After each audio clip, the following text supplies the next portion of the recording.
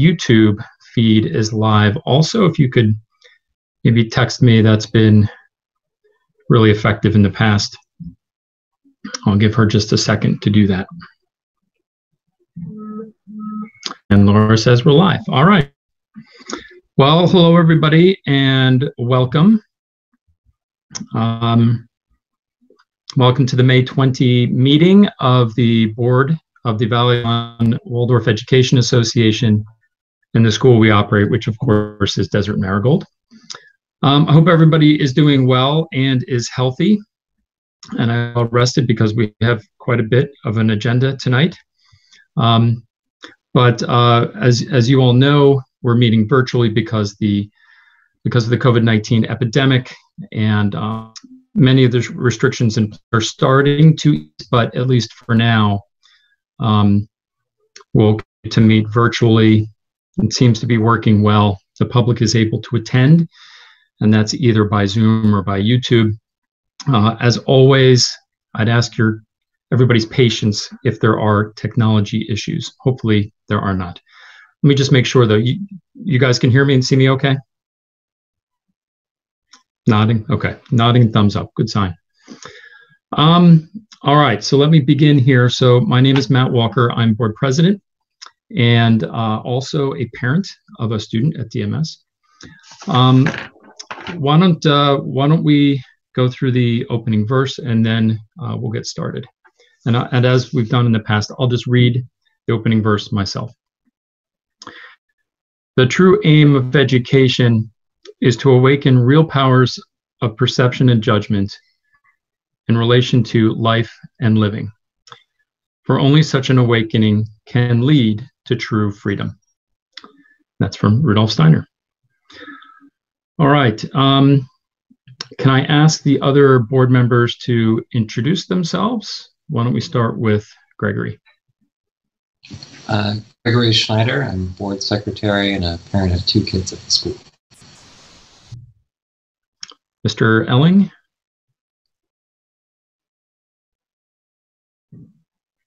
John, you're muted, I think. Yeah, I was actually saying that, but you didn't. My name's John Elling, and I'm board treasurer. April?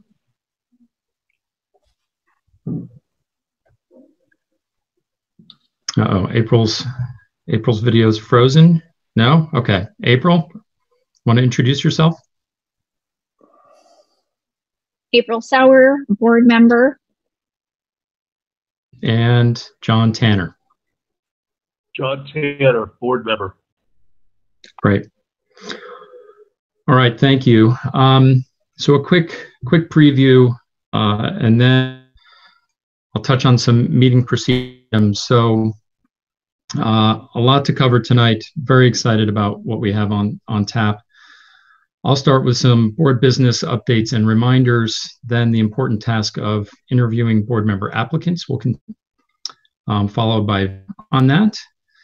I'll then read a statement regarding some comments at our last meeting. We'll review the board's protocol for responding to emails. We'll look at dates of board meetings for next year, the next school year, that is.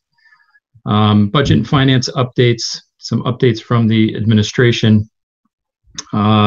Discussion of the process regarding the search permanent executive director. And we're not doing public comment tonight, and just a reminder, it is not required. But I'd like to remind everybody that if you are interested in doing so, you are free to share your thoughts with the board by email. To log your attendance at the meeting, please click on the link that's in the agenda notice where indicated. It will open attendance sheet in Google Docs. You're not required to log your attendance, but you can do so if you'd like. Another reminder, due to the open meeting law, we're limited in what we can discuss just to the items on our agenda. We do have a lot to cover, so we'll be thorough and efficient. I continue to be proud of the board and the work that we've been able to do and accomplish. Also proud of the faculty, the staff, and the administration of the school. for how they've been able to continue managing through the COVID-19 crisis. It's been an unbelievable time. None of us saw this coming. Folks have had to adjust on the fly and react as best as possible. And the faculty, the administration, and the staff have been wonderful. Thank you. Thank you to them. Speaking of which, I believe the last day of school is Friday, this Friday. Congratulations to our 8th graders who are graduating. Congratulations also to our 12th graders who are graduating. It's hard to believe that the end of the school year is here, and so under such strange circumstances. But congratulations to them. A big thank you to the parents, to the friends and families of those students who supported them, and also to the teachers and faculty and staff who led and guided them along the way. So again, heartfelt to all those students. And lastly, a reminder for those who have not attended a board meeting before, this is a meeting of the board. It is, in essence, our meeting, the 5 of us as board members. Of course, due to Arizona's open meeting law, you all get to attend or watch, I guess is the better way of saying it right now. But you don't get to participate. And so that might feel a little odd. It might feel a little awkward, but that is the way it is. All right. So let's dive into board procedure matters. The first is the approval of the minutes from our last meeting, which was on April 29th. So I would move for the approval of those minutes.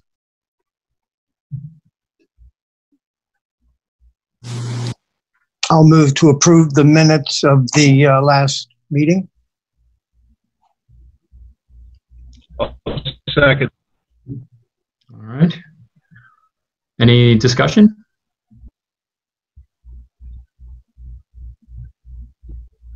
No? All right. All in favor? Aye. Aye. Aye. I'm sorry, my internet cut out. I don't even know what you're talking about. I'm assuming meeting minutes? Yes, meeting minutes. Yes, we are. The motion on the floor is to approve the meeting minutes, and we're voting.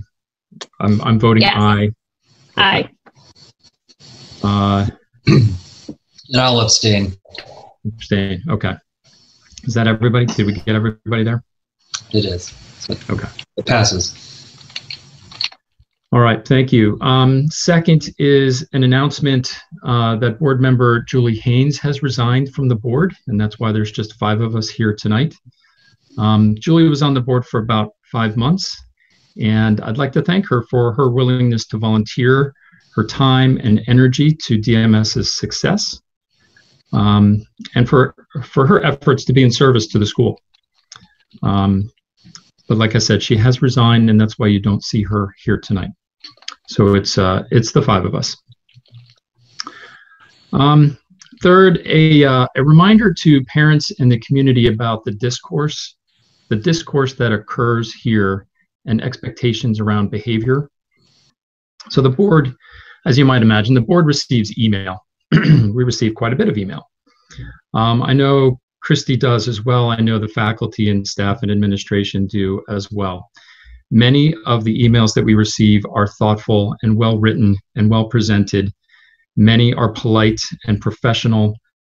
Many present issues and arguments and make points that are appropriate and compelling. And listen, I understand not everybody agrees with the decisions that the board makes, the school makes, etc. And many disagree with us, but are not disagreeable, which I think is something that Martin said last time. How can we disagree with one another without being disagreeable? But hey, unfortunately and sadly, sometimes some of the communications that come our way are the opposite of that, and let's just say they are less than appropriate. So my requests here are pretty simple. For those listening, Please reacquaint yourself with the Parent Code of Conduct. It's on the DMS website. Please behave with common courtesy and common decency. Please feel free to disagree, but do so, but not be disagreeable when doing so. And I understand not everyone is going to agree with all the decisions that are made, but hopefully we can be polite. And I'd ask, don't engage in these things yourself. And if you see others doing it, please ask them to refrain also. So those are just some reminders and requests. Good to touch on them from time to time. Board members, is there anything any of you would like to add to that?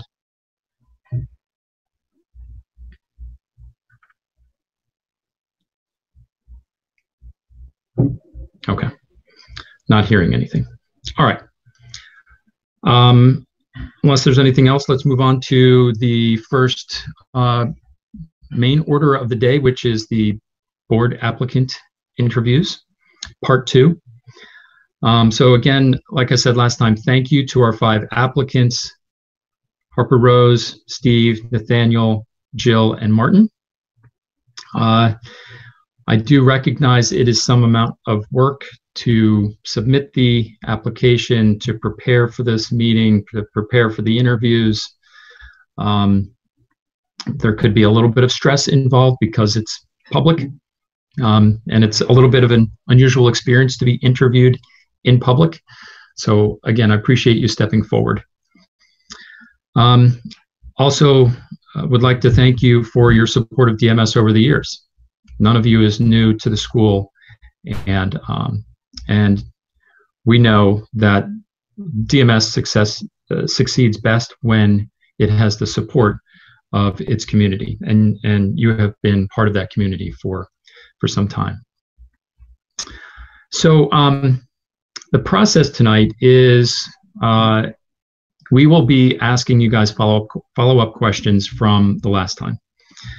It's possible that some of the questions we ask will be a common question for all of you to answer, and it could be that some of the questions are specific to one of you. As before, please take the time that you need to answer. I don't want to rush anybody, but by the same token, would ask you to be reasonably concise in your answers. And we do intend to leave time at the end in case you have questions as well. Once we're finished with the questions, both us and you, the board members, will vote on whether to accept or deny your application. And the results will be read right after that. And again, it's a little bit awkward it may feel a little bit awkward to be interviewed in public and then have the results also read out right away in public. But that's the way it needs to work. So again, thank you for putting yourself through this process. A few additional comments, and then we'll get started here. Again, as I mentioned last time, we currently have now 5 board members, and that is the minimum. So we don't need to take anyone. By the same token, the maximum is 11, and there's 5 of you. So theoretically, we could elect all 5 of you. So in essence, the board could elect some, all, or none of you. We are, as always, looking for volunteers who are additive to the board, meaning to add to the board's set of experiences, its set of knowledge and expertise, and its varying perspectives. As you're likely aware, but be forewarned, board service is demanding. It is time-consuming. A couple of you have already served on the board here, so you are well aware of that. It does require confidentiality. It does require discretion. And as I mentioned, it frequently comes with the idea that members of the public will disagree with you, and at times there will be criticism. So you will need to be ready for that. All right, so before we dive in here with questions, let me just check So not about substance, but about the process tonight. Are there any questions from the board members or the board applicants?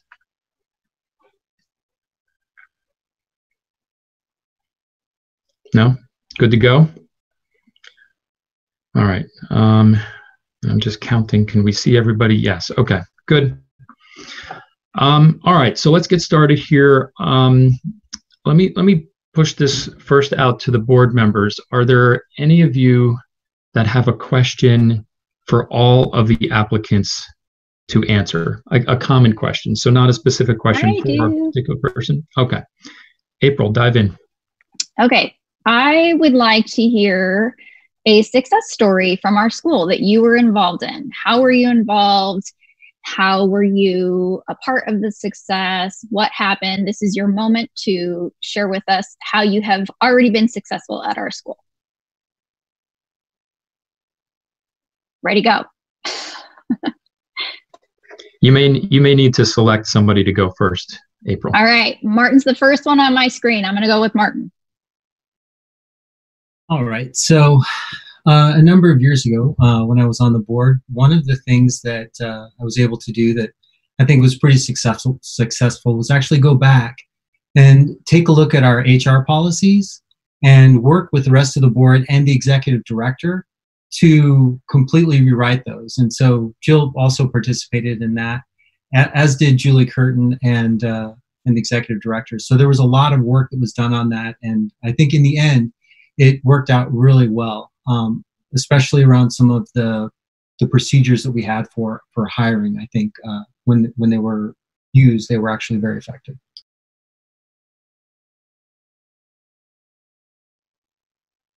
Nathaniel, can we go to you? Sure. My introduction to Steve, actually, who's an applicant here, was we undertook to finalize the shade structure on campus. So that was last year, and it had stagnated or stalled for a time, and we rolled our sleeves up and started pushing. So it was a success that it got completed, even though maybe it was a little bit small, but it was completed, and that was the important part.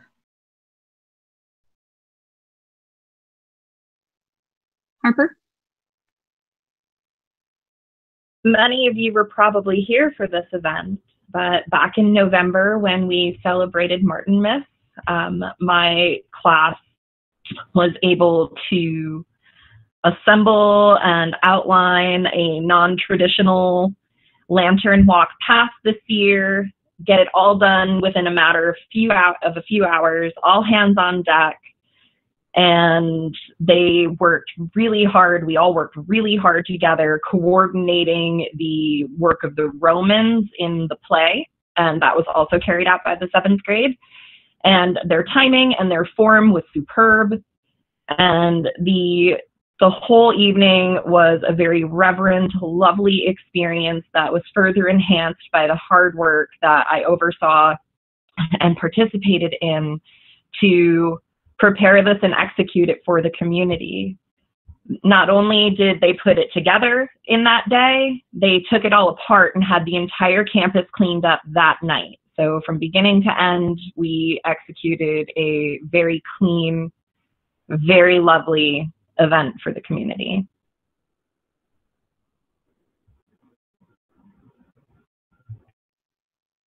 Jill? So the first time I was on the board, the meeting that I joined, there was a vote to have 2 members join, and I was voted on. And then the second vote, up to that point, we had been an independent or a private Waldorf school. And the powers at that time, and I had been a parent for about a year and a half, felt that in order to be successful and to move forward, we needed to become a charter school. And that was very controversial. So my first board meeting was the school made the decision to become a charter school.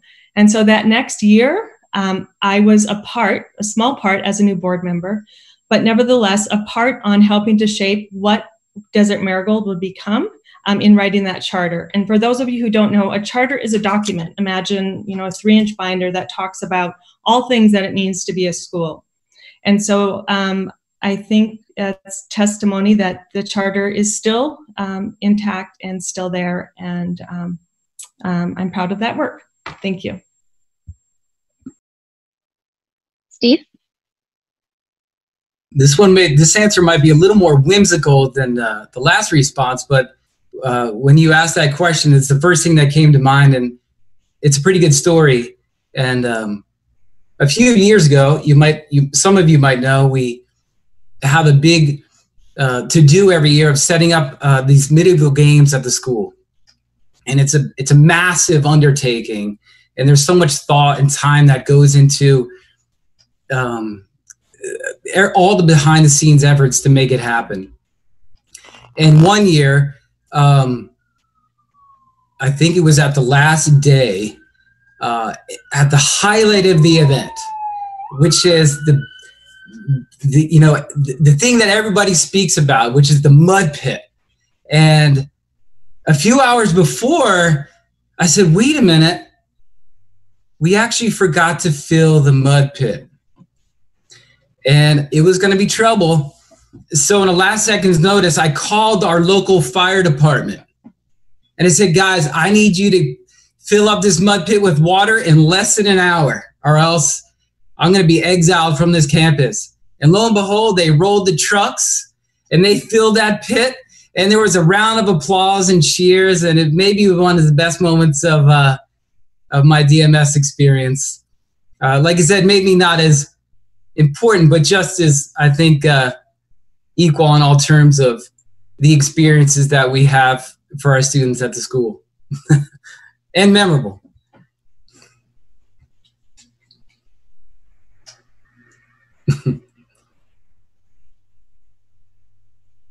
Good. All right. Well, maybe I'll jump in then with a question to follow that one. It is a question for each of you. In essence, I'd like to hear how you would continue to support DMS, even if your application to the board is denied tonight. Harper Rose, why don't we start with you? Well, I have long-term teaching aspirations at Desert Marigold, and I have interest in exploring more of the working group opportunities that are on campus. So regardless of what the outcome is this evening, I will be further investing myself in what we do at our school and continue to be a part of this great journey that we're on together.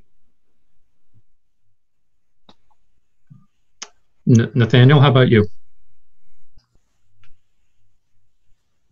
Well, we love the school. Our kids will be there, and they're just starting out, so we'll be around for a long time, and happy to do as little or as much as I'm called upon to do. So try to keep my eyes open, and if there are projects or things that I can help with, I'm happy to do so, regardless of the outcome of tonight.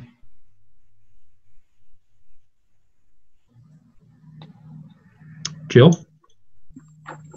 I will continue to be involved where needed, when anybody asks me to be involved, and will do so joyfully. Martin?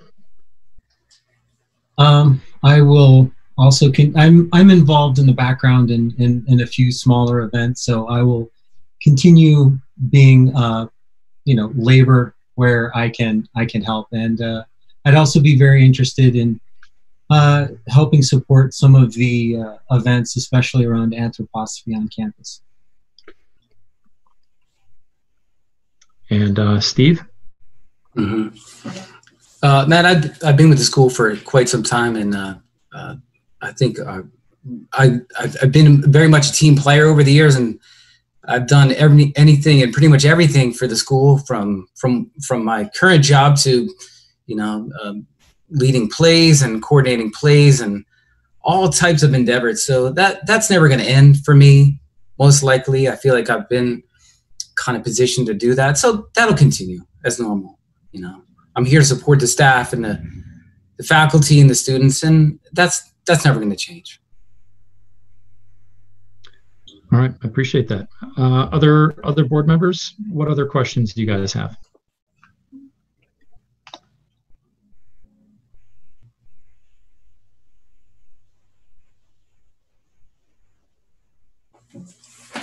Well, Matt, I guess I do have an issue, and I don't want to go too deep with that, but I just want to know what maybe, like where we stand in the next couple months with the school, maybe wanting to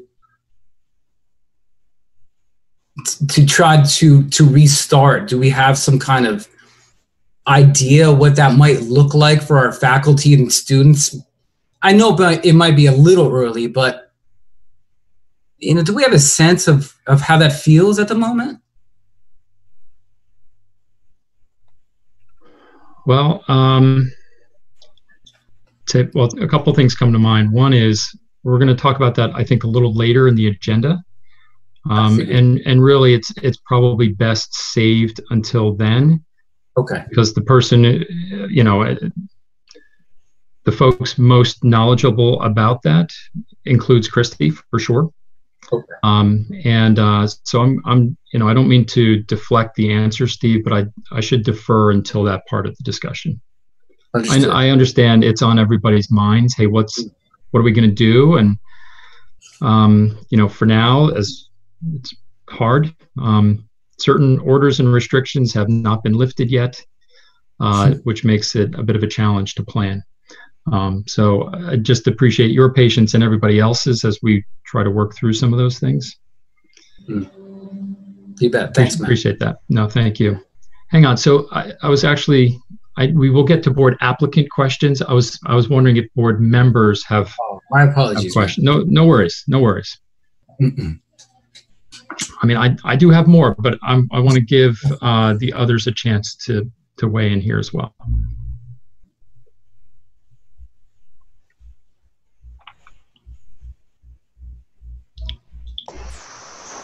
Yeah, I have one. This is for everybody. There have been, over the last 6 months, we'll say, some very vocal voices criticizing the direction of the school, criticizing decisions that have been made. If you are a board member, what will you do to try to bring the community together? And why don't we start with Harper Rose? So I have some aspirations for this year. I'm interested in bringing back some programming that used to exist. I'd be happy to talk about that should I be nominated. And I don't mean to like keep my cards too close to the chest, but like I have been thinking a lot about the disharmony that we're experiencing and the disconnect that seems to be pretty deep here.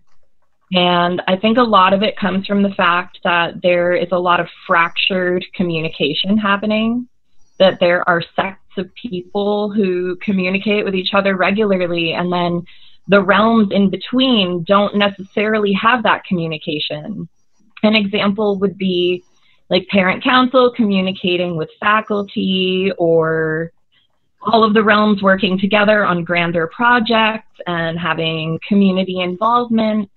So we can go back into some things that used to exist at DMS that supported incoming community, and I would like to look more deeply into reestablishing those kinds of programs, and I'm ready to spearhead some of them.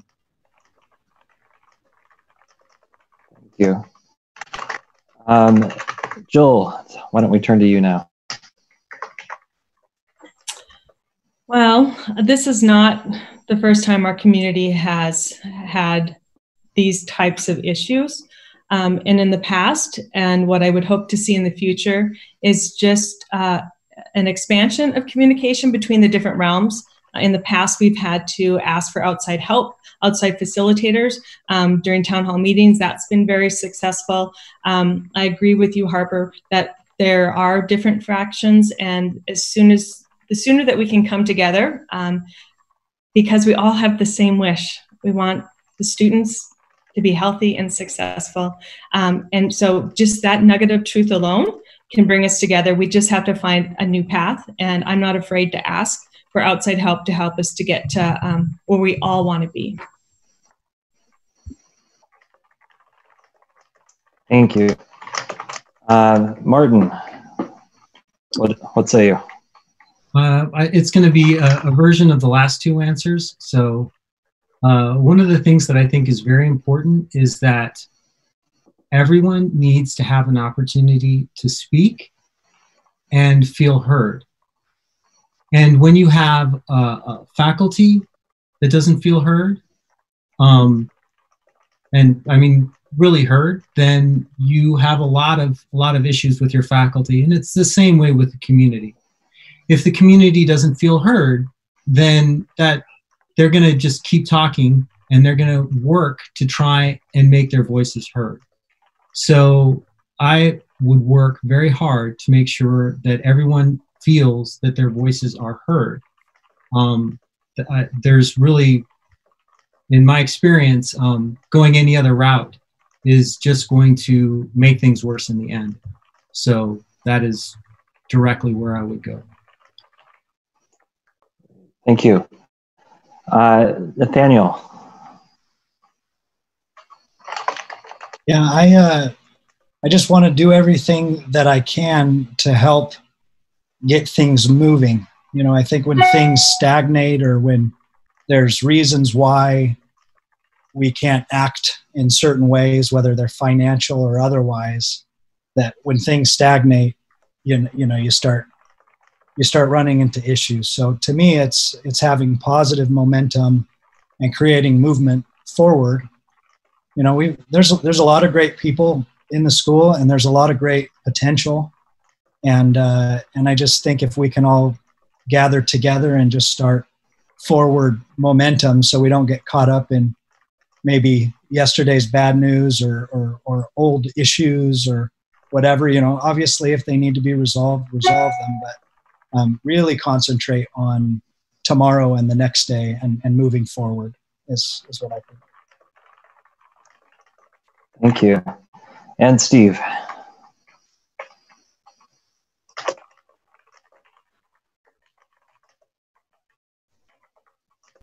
Sorry about that. Yes, I think it's been an interesting couple of years, and I think what I've noticed over the last little bit time of what we want to call discourse is when we speak in terms of Waldorf education, usually it's holding and sometimes it's kind of guilty.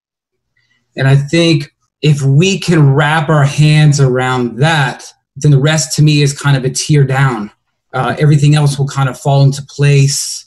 The students Steve, I'm sorry to interrupt you.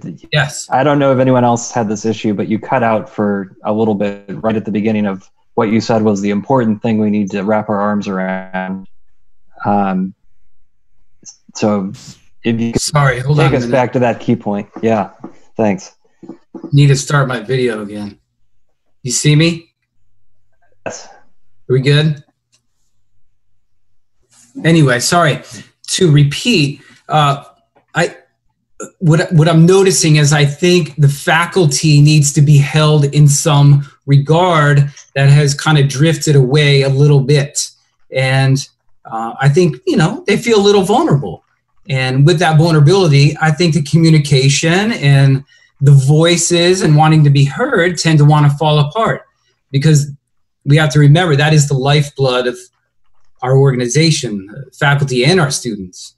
And I think once we begin to reassemble the parts that make sense for us in order to achieve our success in that way, everything will start to fall in line. Like Nathan said, we need to be positive again and try to step over these hurdles that we've had to overcome to look to the future, because the past is definitely behind us. That is for sure. Thank you. Mm-hmm.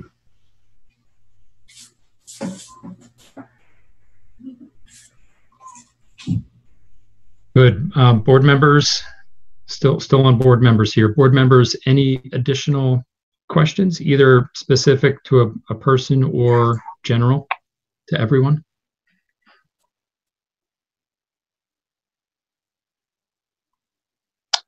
I'll go ahead. Mm-hmm. So, and this can be to all of you. When there was a question back in the first interview, we had asked what committees or projects would you like to focus on in your first year as a board member? And several of you had said finance, among some other things.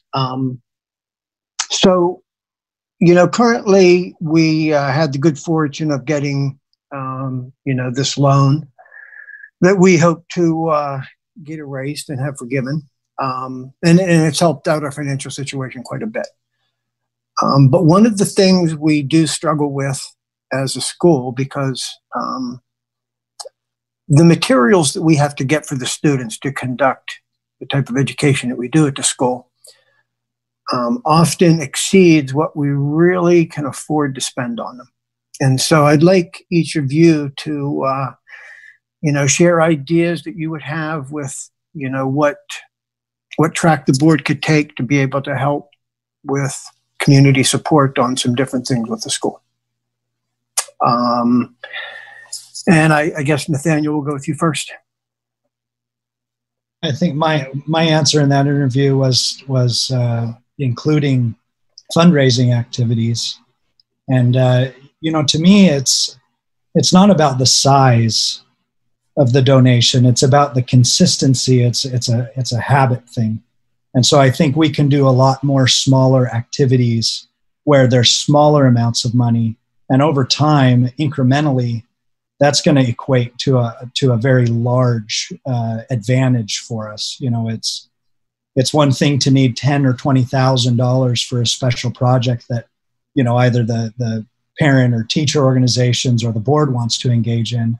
But if everybody, does a small part, and we have to ask, I think we have to establish an environment where it's not so uncomfortable to say, hey, we're looking for $50 or $100 from families.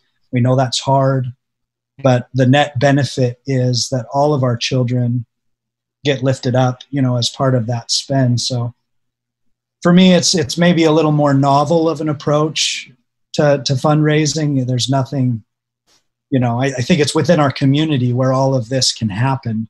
The resources are around us. I think sometimes we get mystified by, grant sources and the big potential donations, but we just have to be creative about what grants we seek outside of our community, but really bond together and just try to have everybody do their part. And money is part of it. The charter program doesn't finance enough of the needs of this particular kind of education. So we have to make up the difference. Thank you. Jill, would you like to go next? Yes. Well, I would say the reintroduction to bring back the material fee. That is something that we have always had. And I know that that in the wording of how that is presented to the community can be important. We have never had 100% participation, and nor would I expect that to be. But in communicating to the parents what exactly it means in material fees, the set of 12 crayons, what that the beeswax crayons, what that actually costs the school, parents can understand that. And this is not an ask that is unusual for charter schools or schools that have specialties. So I think just getting a firm policy in place and then somebody to communicate to the community the reasons why we continue to ask for these funds. I know it hasn't been the last couple of years, but that's what I would do. Thank you. Martin, would you like to go next? Yeah, Jill had I had the same answer. I think one of the things that would be nice to go along with that materials fee is, as Mr. Tanner knows, each one of those grades, the things that are used in that grade is very specific and have a very specific reason. Letting the parents know not only about those crayons, but about the beeswax that they use to mold into shapes, because clay will chill their little hands. You know, there's reasons for things. Using a real wooden pentatonic flute, what does that mean? How does that come into the process? The books that they actually do their main lesson in, though they actually have quality paper because they do quality work. I think it's just that if the parents were more aware of what that money was actually going to, they'd probably be more likely to participate in that materials fee. So I would want to see more of an emphasis on what those material fees go for in each grade. And I think that'd be an excellent opportunity to talk a little bit about the pedagogy and why those materials are important. And I think parents would be very receptive to that. Thank you. Harper Rose? So there's a thread of commonality that arose in my 3 cohorts answers, that being this need for transparency. So yes, if we are going to go and focus our attention on acquiring these materials fees, that we do have to be transparent. That's something that I provided to my class this year. They were able to purchase their own materials this year. And so as a byproduct, had this awareness of the cost of the tools. So there's a certain different respect that comes along with it when you understand that you had to do this yourself. This came from your resources and this is yours. So there are many things that can be recycled from class to class, like things like recorders and finite math materials, geometry tools, things of that general nature. However, there are these consumables like the crayons and things that do get worn down. So that is where those materials fees do come in handy, especially if we're going to buy block crayons in bulk rather than class by class. So conscious ordering is another huge part of the resource management here, making sure that we have our orders in on time to capitalize on discounts provided by our suppliers. And also pursuing alternative means of raising funds through things like Donors Choose and creating very specific project-driven goals to put out there. So we're not only limiting ourselves to the resources of our community, but reaching a little bit beyond that to meet the needs of the children before us. Thank you. Steve. Yes. I know currently, I think what's a little bit successful is the, kind of several years back was the introduction of the tax credit. I think that's a win-win if you can get your maximum buy-in, which is possible. It just takes a lot of follow-through and a lot of follow-up. But I know the materials fee has been an ongoing and kind of probably will be an ongoing issue, because I think that it's a little disconnected sometimes from other things. And in that one of the things that we do best at the school and have always done is fundraising. I mean, these classes, these grades have been able to raise substantial amounts of money. The school has put on a myriad of events like the spring gala, and we used to have a silent auction that was very successful. And I know this year it was a little thwarted because of the COVID-19, and we probably lost a bit of a revenue stream that maybe could have gone towards those items. But I think as part of a community, like Nathan was saying, this is where we thrive. And I think people are willing to give in terms of being a member and a positive member of the community. And I think people will open their hearts and their wallets in that way, rather than having to write an open check for some pencils. And I would like to see more of that personally, and I have a number of ideas that we can expand on to maybe get back on track in that rhetoric. Thank you.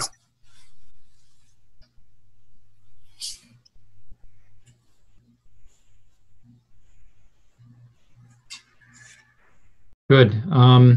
Other questions from board members?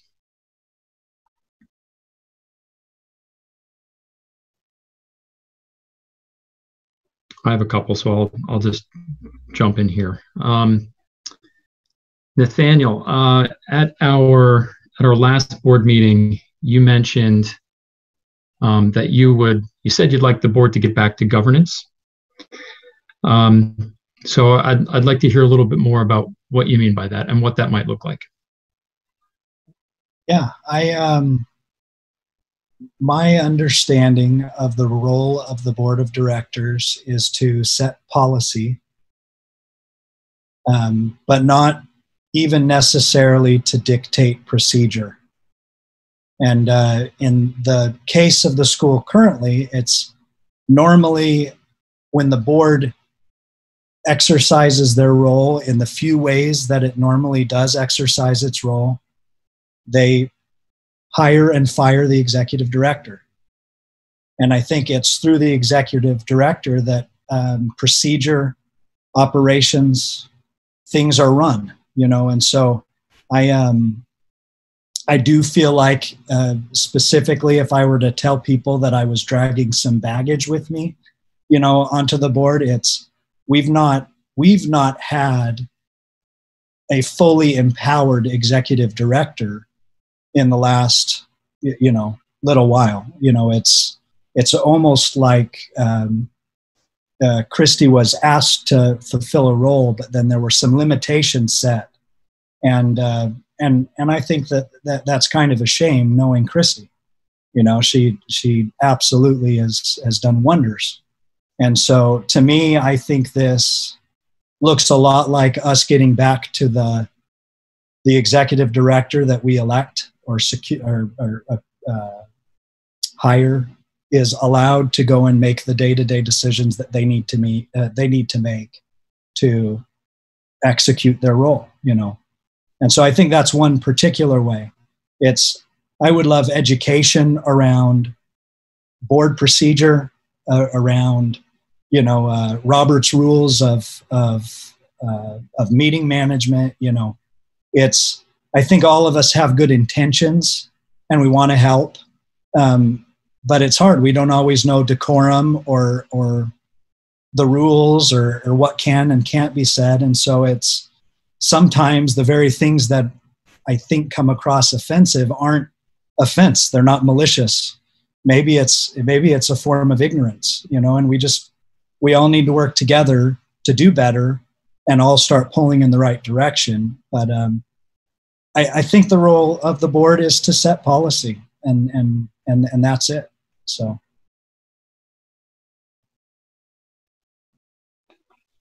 All right. Thank you. Martin, hey, at our last meeting, you mentioned that you were interested in helping with recruiting and retention, including of faculty. So I'm curious, as a board member, how would you be helping to retain faculty? Well, as a board member, you obviously can't be directly involved. I would expect the teachers to self-organize. However, in terms of recruiting teachers, there's going to be, you're going to have to go through that whole hiring process. It'd be interesting to see what the hiring process is, what the criteria that we're using to actually hire teachers are. I wouldn't be the one actually interviewing teachers. One of the things that I also think would help with retention of teachers, and I think I saw John nodding along with this before, is that, again, teachers need to feel like they're being heard. And if the faculty feels that they're valued, they will hang in there, and they will give you their best. One particular thing that has been one of our advantages over the years is our emphasis on Waldorf education and anthroposophy, and the board's ability to try and give as much space for the faculty to fully live into that, to act essentially in a way that allows them to explore anthroposophy and not be as worried about some of the stricter state standards, and allow some of those things to happen on their own. So I think if we can allow the teachers, so to sum up, if we can allow Waldorf teachers to be Waldorf teachers as much as possible, then we will have better retention, and people will be excited to come here, and people will be happy to stay.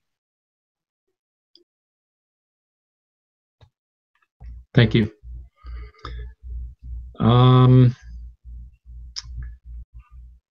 Steve,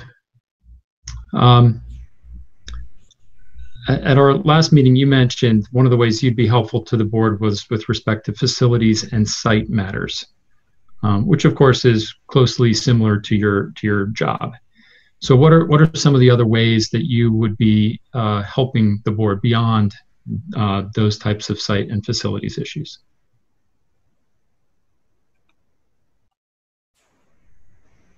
Mm-hmm. Like I mentioned before, Matt, in some of our previous conversations with the board, I think one of the fundamental important things for me was try to reestablish our kind of credibility with the faculty and bringing our core beliefs kind of back to center again, and kind of like some of the things that have gone by the wayside, I would say, over the last couple of years, in supporting kind of our Waldorf endeavors, which maybe I would say our faculty is needing to identify with again on some level, that maybe has drifted away. So for me, I really would like to be a pivotal person to support our faculty, staff, and students on kind of getting the things we need, supporting them with the things they need to kind of push on into the future in kind of a positive way, and coming out of this kind of rut that we've been in, to move on and to get along and to open up those lines of communication between everybody, parents, everybody. That's where my heart kind of lies. All right, thank you.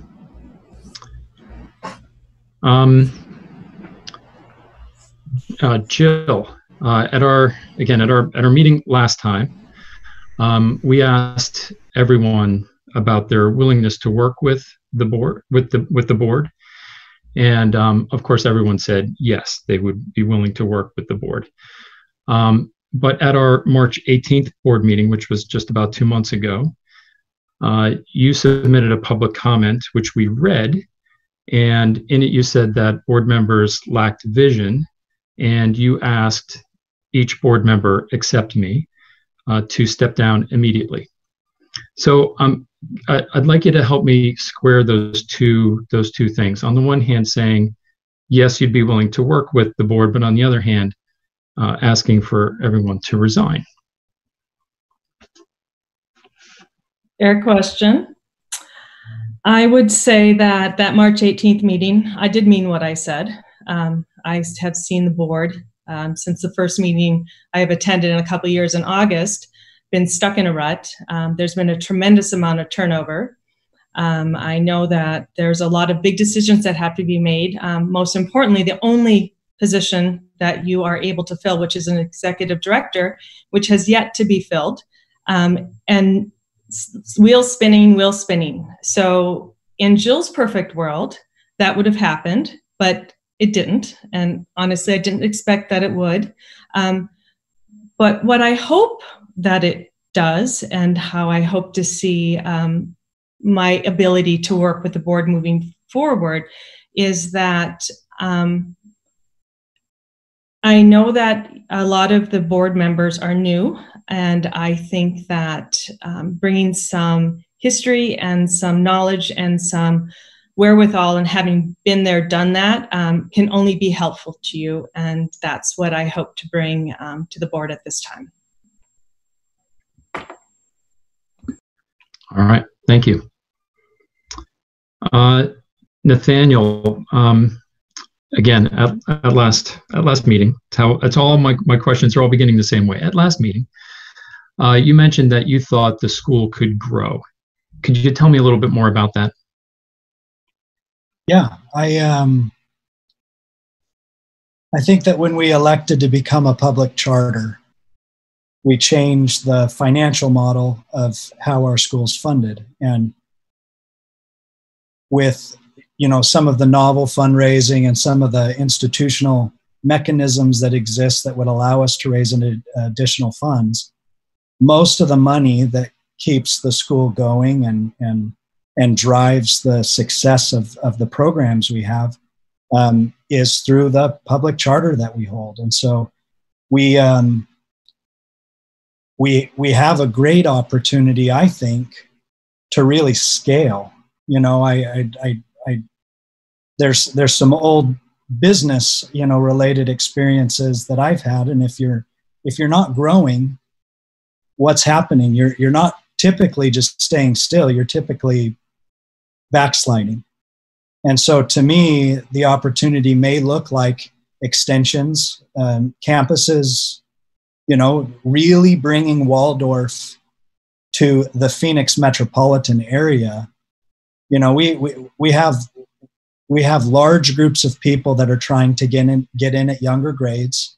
And really, to me, the logical thing to jam pack our high school and all the grades all the way up is it's just the law of diminishing returns. It's you got to get more people early on to fall in love with the curriculum and the overall philosophy if you expect them to continue forward. And so I think that looks a lot like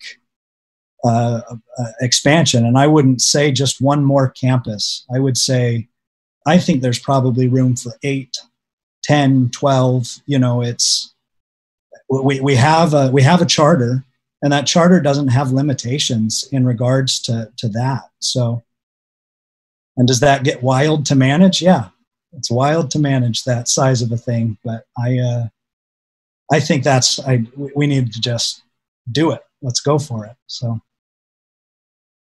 that's what I meant.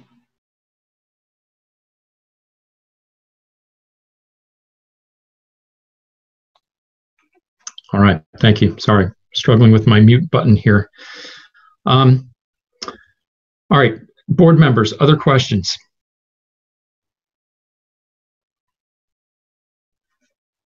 I have a question, Matt, if that's possible.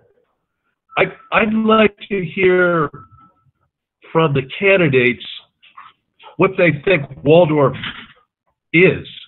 I hear that tossed around. It's not Waldorf. You're not Waldorf. If they would please explain to me what Waldorf is, I'd be delighted to be informed. So maybe Miss Rose, could you tell us what you think Waldorf is, please? Well, as an educator, it's the art of education that meets the child in a developmentally appropriate time and fashion that evolves as the child grows. However, Waldorf is not limited to the classroom. Waldorf takes an entire community of committed individuals to a lifestyle to move forward the evolution of humanity based on right thought, right deed, and right action. And it is our task as educators to guide children to making those right choices. But we're not the only teacher. It requires the whole community. So for me, Waldorf is a community effort to further the evolution of the spirit being of man.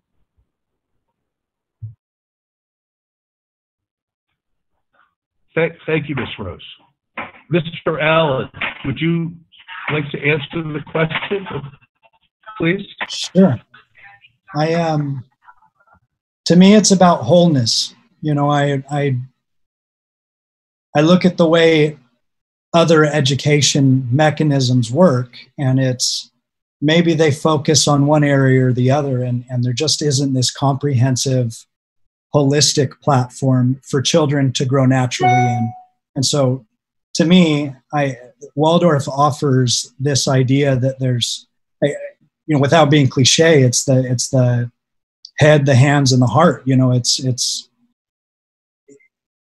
teaching the children their individual worth. It's showing them that their intellect and their spirit allows them to go and be whatever it is they truly want to be, you know. And so I love the educators because there's such a subtlety, there's a nuance, but it's a sensitivity, it's an intuition with how they handle children and conflict and, you know, all of it. And so it's the kind of parent I want to be and probably fail at. So I like the idea of having a whole team of people that make up for my shortcomings and my limitations. But the word wholeness, I think, really describes what I would associate with Waldorf when I say it. Thank you, Mr. Allen. Mrs. Thomas, would you please tell me what Waldorf is to you? Yes, thanks, John. I love what Harper said. It's so true. I mean, on a basic level, Waldorf is a type of education that we as a family have chosen. But here we are as a family 22 years into this path, and it's been an education for us as parents. And I've been so thankful for the community and the support and the teachers, and not just the class teachers that have supported our children. It is a lifestyle. It is a way for the children to be reached in their head, their heart, and their hands. But it also is a place for the community to come together and to raise these children up, not only ours, but the children around us. And I feel so very privileged to be a parent now of almost 3. Our youngest daughter will be graduating from high school on Friday. But I see my college-age boys and what they're doing in the world and the impact that they are making, and I can trace it directly back to this thing called Waldorf education, which has been such an important part of our family. And I feel just completely honored and blessed to have been part of it, any little way that I have been, but mostly grateful for the human beings that we're raising in this community. Thank you, Mrs. Thomas. All right, what about Mr. Paulo? Please. Absolutely. So for me, as you know, I've had a couple of children, or at least one, pass through all the way from preschool on out to the mountains. But for me, in watching them pass through, it's kind of like Jill said. There's a sense within my children, or the children that I've seen being an employee of the school for many years, which is a greater sense of self. You have this great sense of artistic self, your intellectual skills, your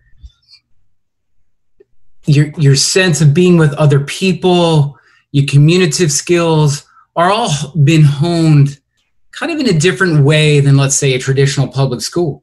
And I think for me, especially being a father, it's very visible, kind of coming off the wheel a little bit in the way that the students or the child has become grounded and is nurtured by a faculty and staff that embraces these ideals. And you know, luckily for everybody, what comes with that is greater sense of community,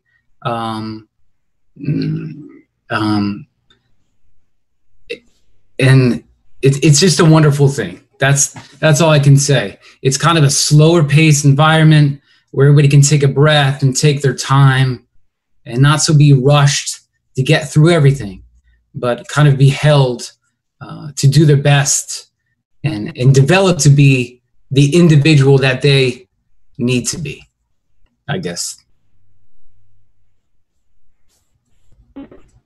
Thank you, Mr. Paulo. I think that leaves us with Mr. Duncan, please.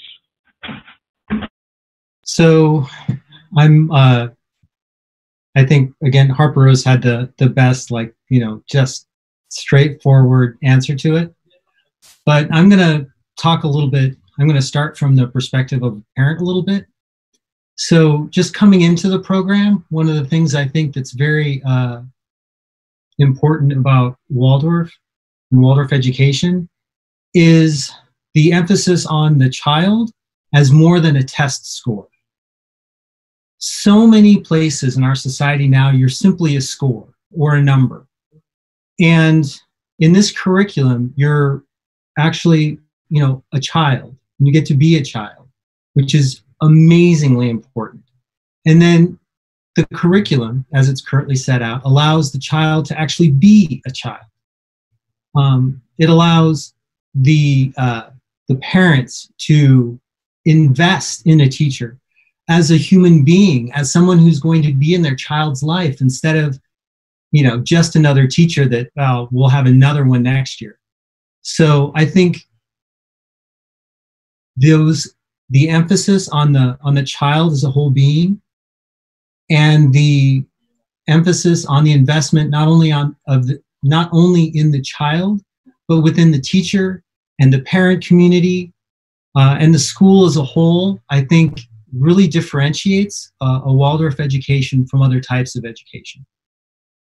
I'm not going to pretend to be a very accomplished anthroposophist, but I can at least say the word. So I really, really appreciate some of the things that fall out of that curriculum. And I think a lot of those choices are very important to the children. And so I am very committed to a Waldorf education because it really is one of a kind.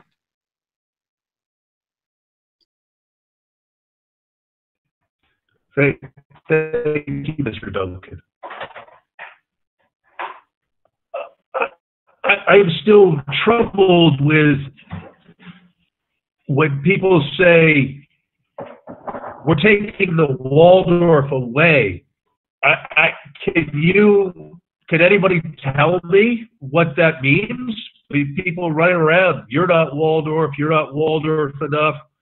Why are people saying that? Mr. Allen, why are people saying that? I don't know. I haven't said it. Have I? I didn't accuse you of that. I just said it's something that flies around the campus constantly. You're not Waldorf enough. This isn't Waldorf. You're taking the Waldorf away. What's the founding of that statement? Because everything that's been said, I think, is happening. So I'm confused. Well, all I would say in regards to it is it's like earlier.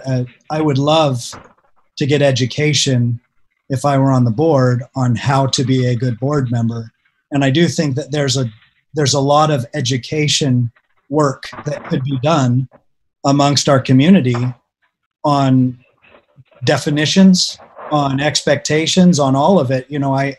If I were to speculate, I would just think it's anytime somebody has made a hard decision where it seems like they had to disassociate their heart with that decision, probably is what's defined as not Waldorf. When it's cold or when it's calculated, which business can be. So when you're making business decisions, sometimes those seem heartless. That's where my speculation would be, but that's an impossible question. Well, I thank you for an attempt. Miss Thomas, what's going on? That is not Waldorf. Why is everybody running around saying, I know you can't presume to speak for other people. Yeah, I hear it all the time. What's going on, Jill, that it's not Waldorf? I imagine that the root of it, I referenced earlier that first board meeting where I was voted on the board the first time. When that vote went through and the board decided to become a charter Waldorf school, two parents went running from the room, crying and screaming. It ripped our community apart because that many years ago, there was not a space or a place that people could look at to see a public charter and an independent or a private Waldorf school. So what we knew about public schools was that there was going to have to be testing, and testing scared a lot of us. And that was the biggest thing. Is that's where I started hearing it initially was, how can we be a Waldorf school and still do standardized testing? So I think that was where it started. I don't remember hearing it when we were an independent or a private Waldorf school, although I just had one kid then. But I imagine that is the root of the problem. And I think that a lot of people look at testing as some horrible, evil thing. And how it was described to me was that it is a measure for teachers. I'm not a teacher, but to see where their class is and do some tweaking and some stretching or some moving to get all of the kids on the same line. And that's a gauge or a way for teachers to be able to do that. So perhaps you're hearing it's not Waldorf by parents that haven't been educated on what it means, why we do the things that we do. One of my statements is it's not Waldorf, but rather everything that happens for a reason. Thank you. So just so I understand your answer, you're telling me because we do state testing that the school is not Waldorf. I think that was the beginning. Yes? That's when I started, that's when I heard it, is when you do testing. How can you be a Waldorf school if you do testing? I mean, a bigger answer is if in Arizona, we are our own district. Now, if you compare the California charter schools, they are a charter underneath an existing district. So what we do in Arizona is a little bit different. It's an apple-orange comparison. I imagine with Utah too. Every state handles their charters differently.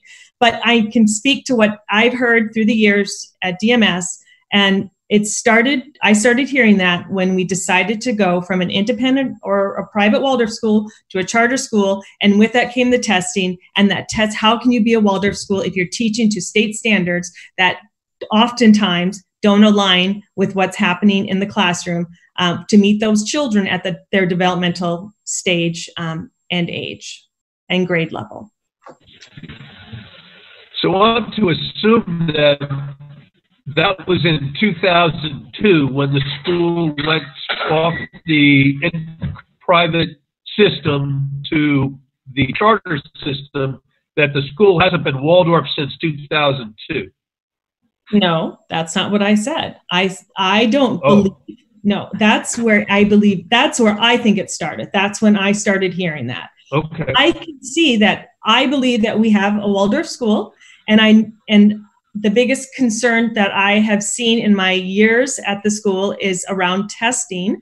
But I have seen our very experienced teachers, even sometimes first-year teachers, able to weave and navigate, some better than others, state standards along with what's happening in the curriculum. No, we don't have Waldorf in our name. Well, yeah. Thank you. Mm-hmm. Okay. I thank you for helping me to understand. I have to ask others because it's still an enigma in my mind why it isn't Waldorf, but that's okay. Mr. Duncan, what do you say, sir? Why isn't it Waldorf? People run around and say, I'm talking about yesterday. I'm not talking about 2002. So I think when you have something that doesn't appear centered and thoughtful, then people are going to make that charge. So, for example, one of the things that was a decision that had been made a long time ago, that I'm not sure if that's still the position of the board, but one position was that we would actually not worry as much about state standards as some other schools. Some schools, they spend pretty much the whole year just teaching to that test so that they can be an A+ excelling school. And I'm one of those parents where I had a child that wasn't, that had a different developmental curve, right? So if you had a child with a slightly different developmental curve, right? We used to be able to say things to parents, and the board would stand behind it saying, you know what? First grade and second grade, your child's going to be below average on those standardized tests because we're doing other things that are even more important. And the child will eventually catch up and excel. And you have to have some faith. Now, one of the things that people might be talking about now is if they perceive that we're more and more and more concerned with standardized testing, and less with the actual development of the individual child, then I would say, that the parents in that situation might say, well, I don't feel like I'm getting the benefits of a Waldorf education. Another thing too that I think might open the school up to the charge of not being Waldorf enough is, again, like I said, not feeling like something that's happened is not handled in a thoughtful way, in a way that considers all viewpoints. When things like that happen, then people get upset and they say, well, I don't think this is thoughtful, and therefore it obviously cannot be Waldorf. So, so if I was a teacher and I felt like some situation was handled in a way where my perspective wasn't at least fully listened to, right? It fully considered, whatever the outcome. Then at that point, as an instructor, as a Waldorf teacher, I might feel like, well, maybe this isn't Waldorf enough for me. But again, these are all just suppositions of different ways and situations that someone might decide that things aren't Waldorf enough for them.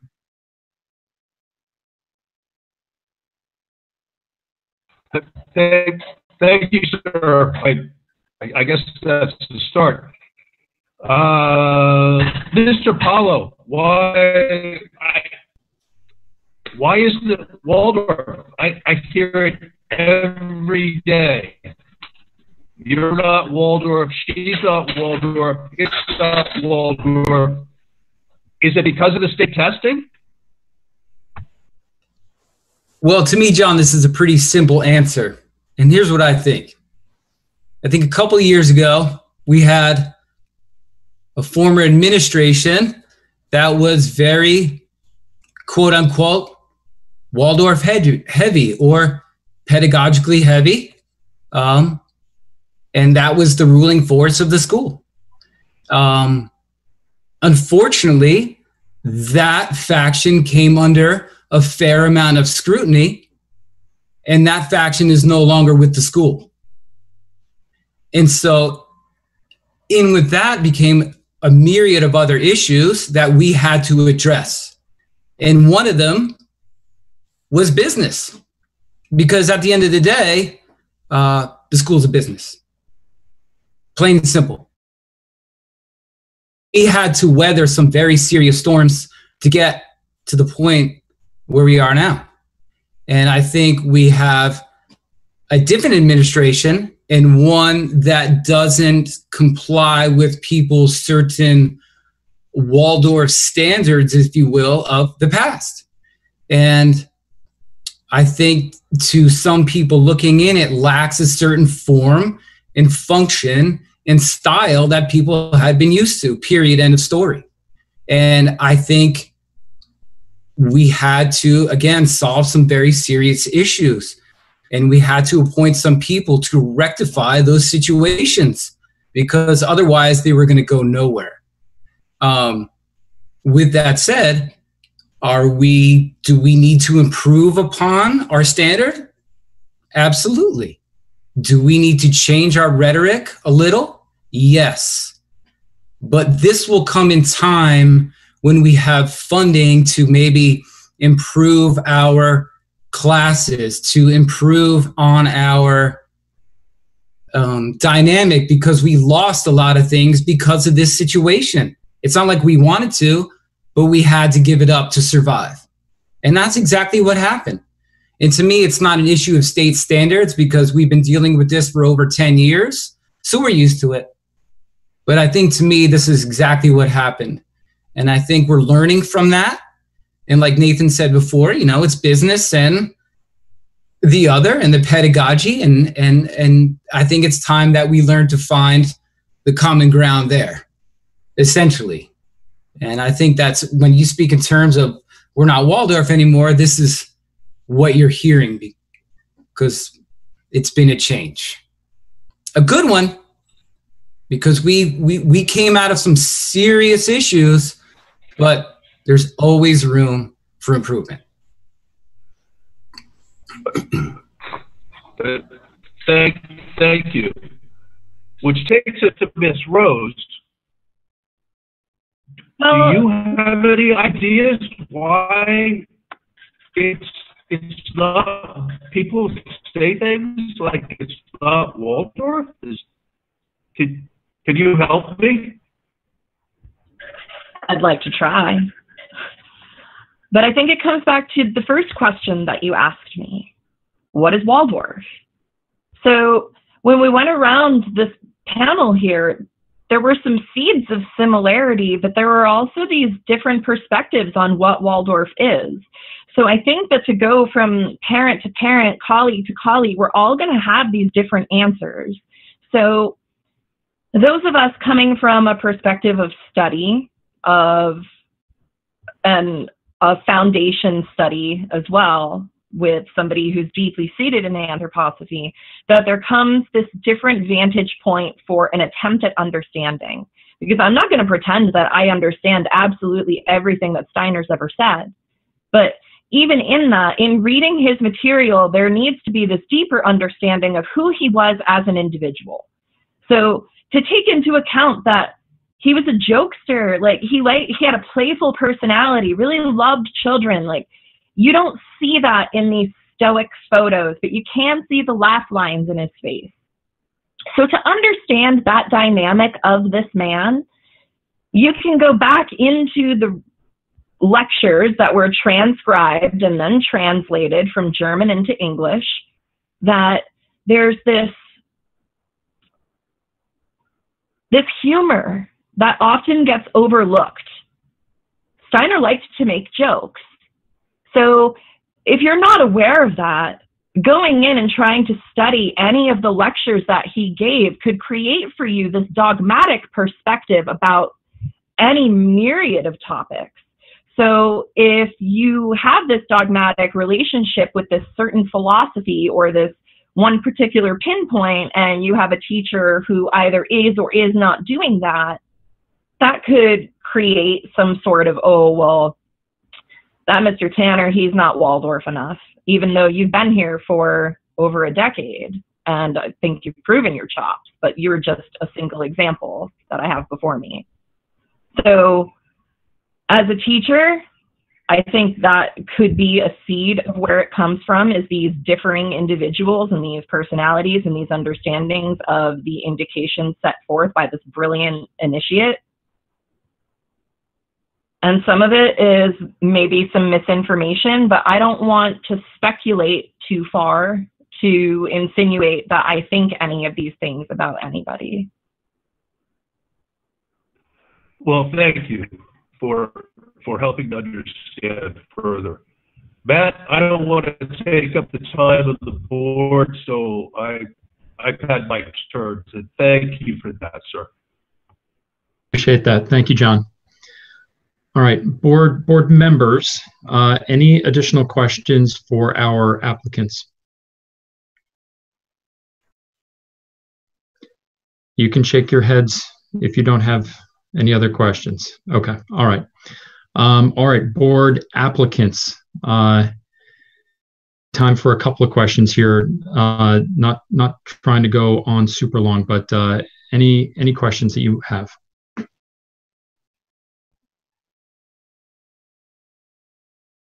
Yeah, Harper Rose, please. So I know that this has kind of been an unprecedented election time, and that the board received a massive influx of opinion from the community that was solicited about people applying for the board who had or had not applied yet. And I'm wondering, and I would like each of you to speak to this, how that influx of community voice for applicants on this board, good or negative, has influenced your vote today.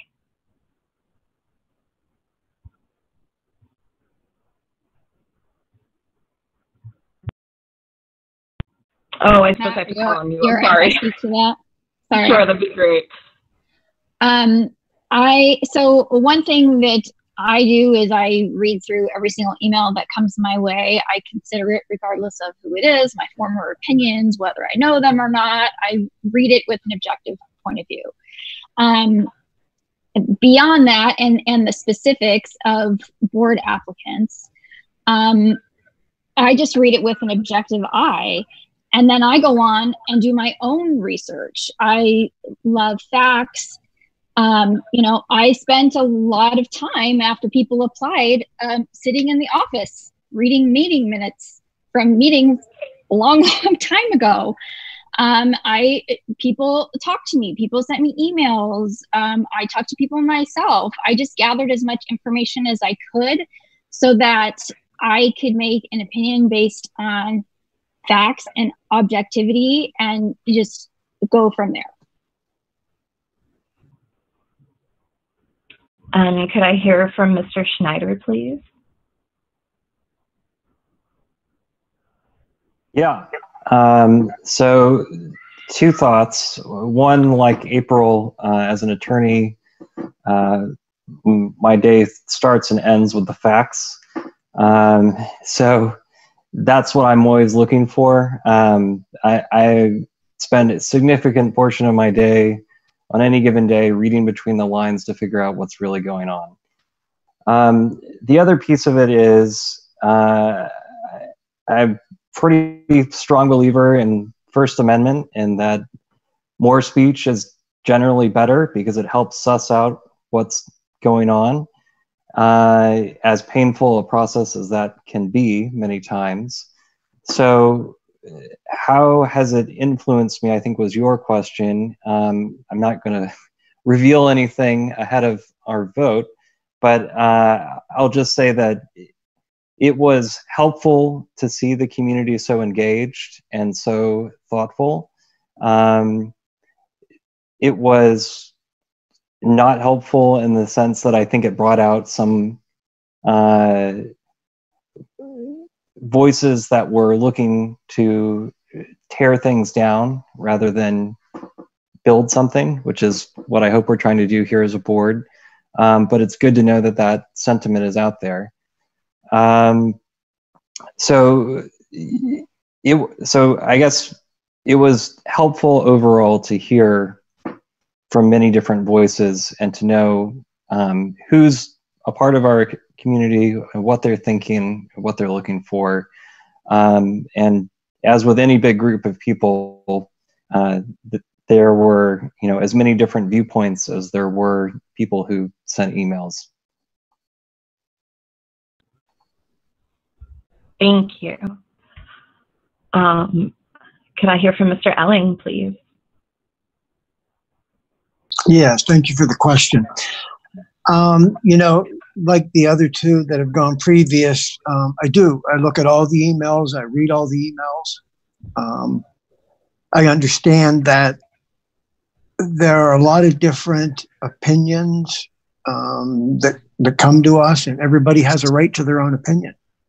I think the most important thing we as board members can do is to ensure the community that, we do listen.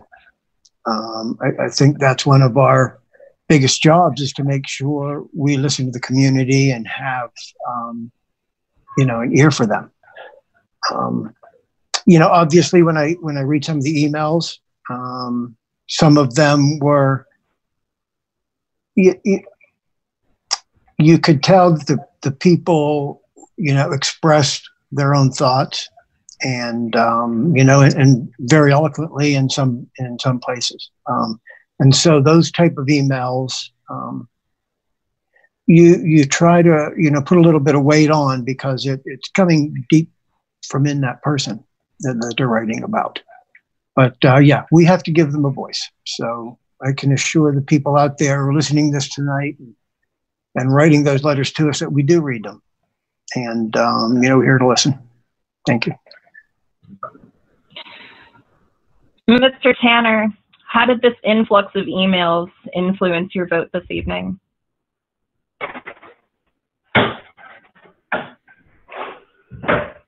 It hasn't. I read all the emails. I'm delighted that the voices were heard. I thank everyone for their correspondence. But the board of directors is meant for guidance and the financial direction of the school.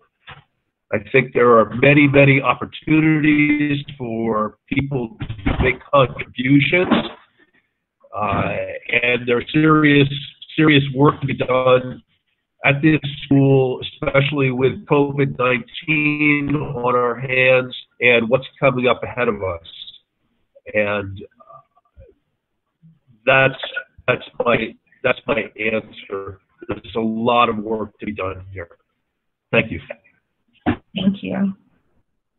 And Mr. Walker, if you'd be so kind.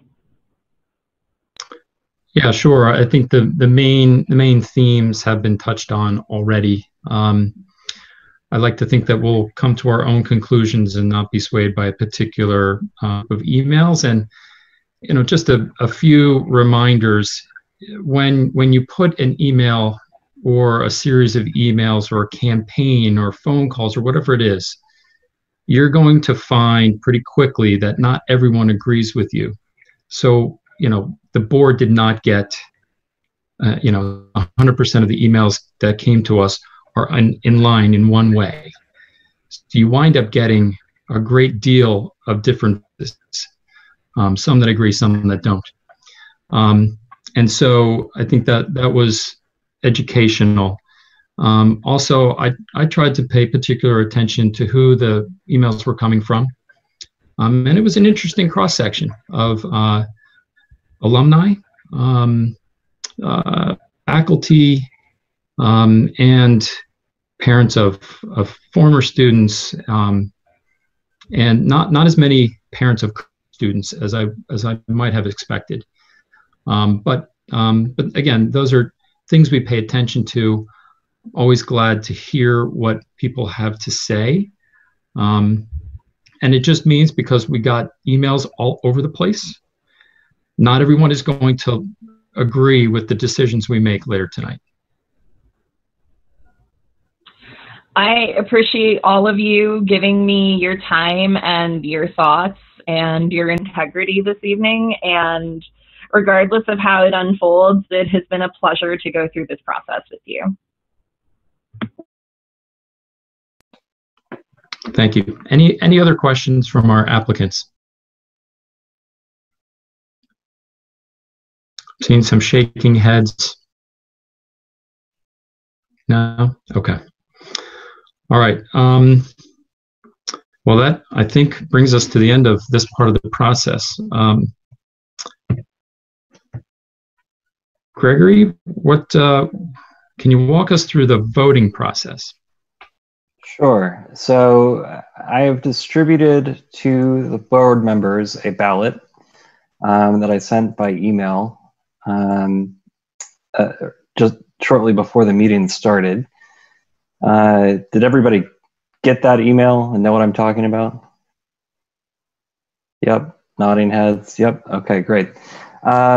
So when you go to the ballots, you will see the very first option is a drop down for your name. Please pick your own name, because that's how we know that it's you voting. And then there's a question for each applicant that says, should this person be elected to the VSWA Board of Directors? So you can vote in secret without me knowing or anyone else knowing while you're doing it who you're voting for. And then I think we take 5 minutes or so for everybody to lodge their votes. And then we can come back and I can then go into the responses, because it's a Google form, and then look at the answers, and then per our open meeting law requirements, determine, for each candidate who voted and in what way. And then we can read those results out loud. I think it'd be helpful if we voted and then maybe took a 5-minute break so I can just tally all of that information. I think we're probably ready for a 5-minute break in any event. And then we can come back and announce the results. If that sounds acceptable to everybody. That's fine. Board members, any questions about that? Do you guys understand the process from here? Okay. All right. So why don't we just do this? Why don't we plan to come back at 8:20, or at least I'm going to put myself on mute. I'm going to turn off my camera while I vote. And then we can all sort of take our break also, and we'll plan to reconvene at 8:20. Does that work? Sounds good. Okay. All right. All right. Very good. Thank you. Much appreciated.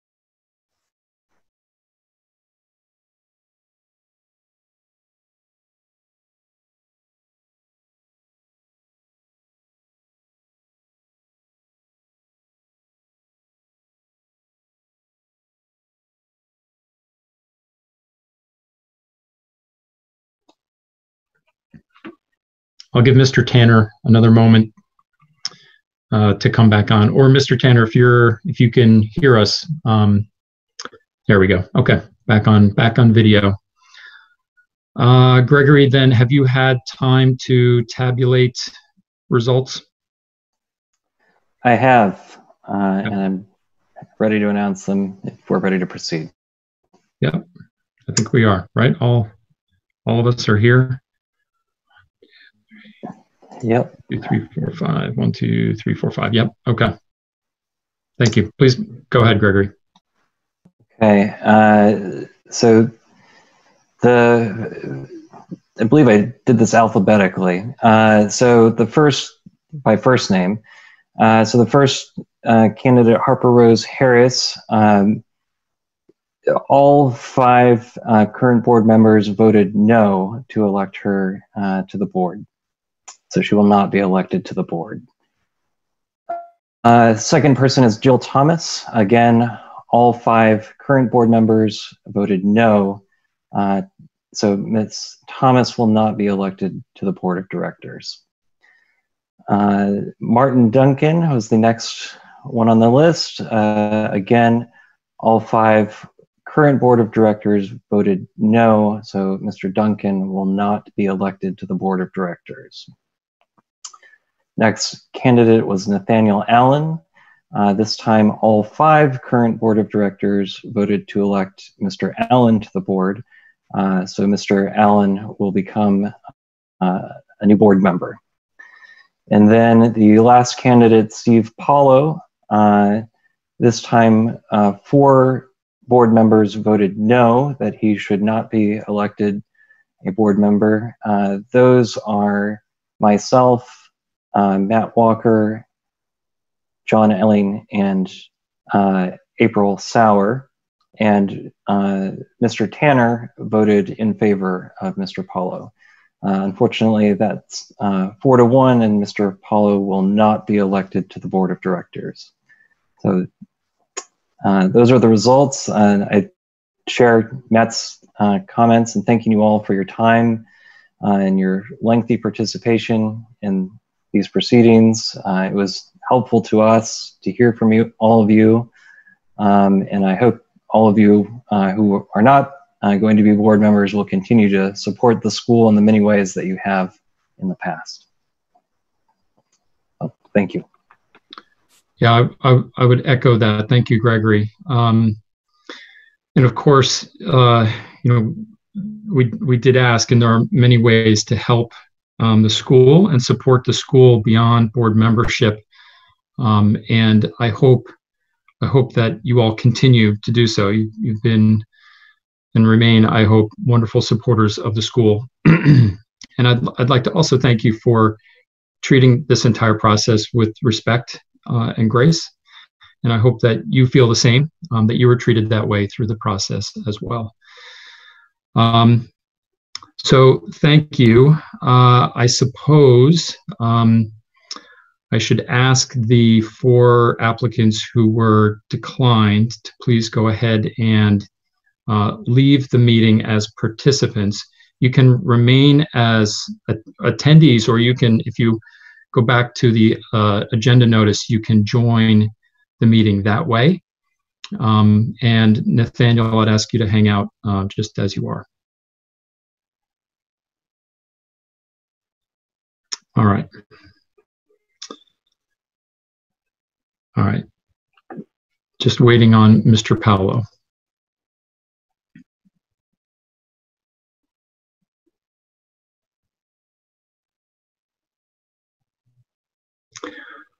Well, I'm going to go ahead and proceed anyway then.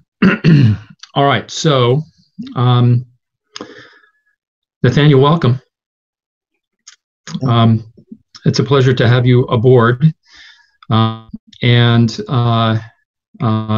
always nice to have a unanimous decision. That's good. Good to hear. I'm glad to hear that my fellow board members felt the same way that I did. We have high hopes and aspirations for you and for the board with your joining it. So thank you.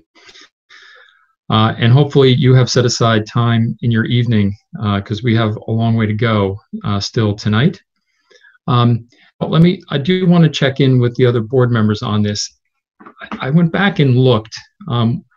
When April and I joined the board 6 months ago, when we were elected, we were in essence asked not to participate that day in that current meeting. But I don't think it has to work. I think that's been the board's practice is in the past, that if you're newly elected, you can listen in, but you're not a part of the voting process, should there be voting. But maybe Mr. Elling or Mr. Tanner or Gregory, if you guys have the backstory here, you could advise accordingly. He can participate. He can't vote until the next meeting. And that was the same thing that I recall has been past practice. Okay. So participate but not vote. Correct. That means discussion, questions, just not the actual voting. Okay. All right. Nathaniel, all right with you, I assume? Okay. All right. All right. Anything else on the topic of board elections and board membership before we move on with the agenda?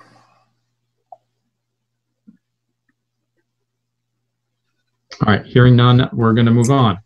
The next item on the agenda is a statement that I'm intending to read. Gregory, if you'd like, I have this. I have it typed out so I can email it to you later, and that way, if you'd like to, you can include it in the minutes. Entirely up to you.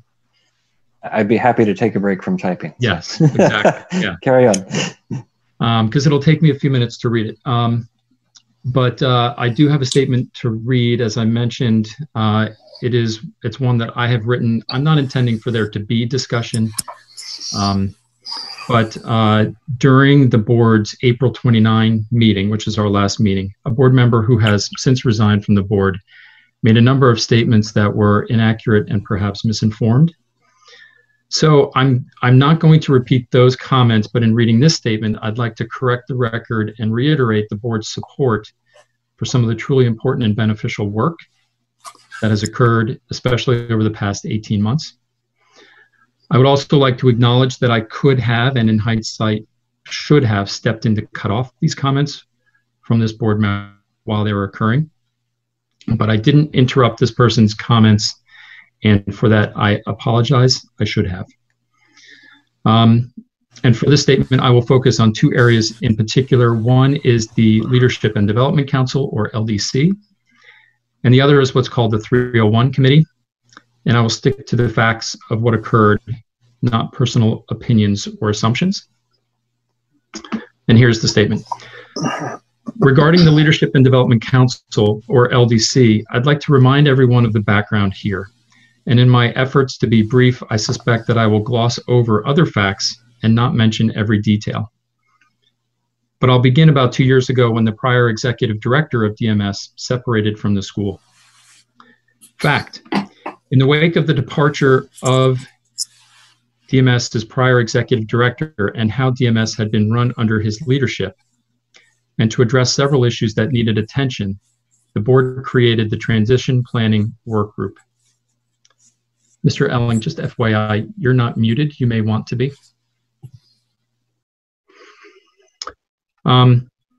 Fact, from June through October of 2018, the Transition Planning Work Group held listening sessions with all parts of DMS.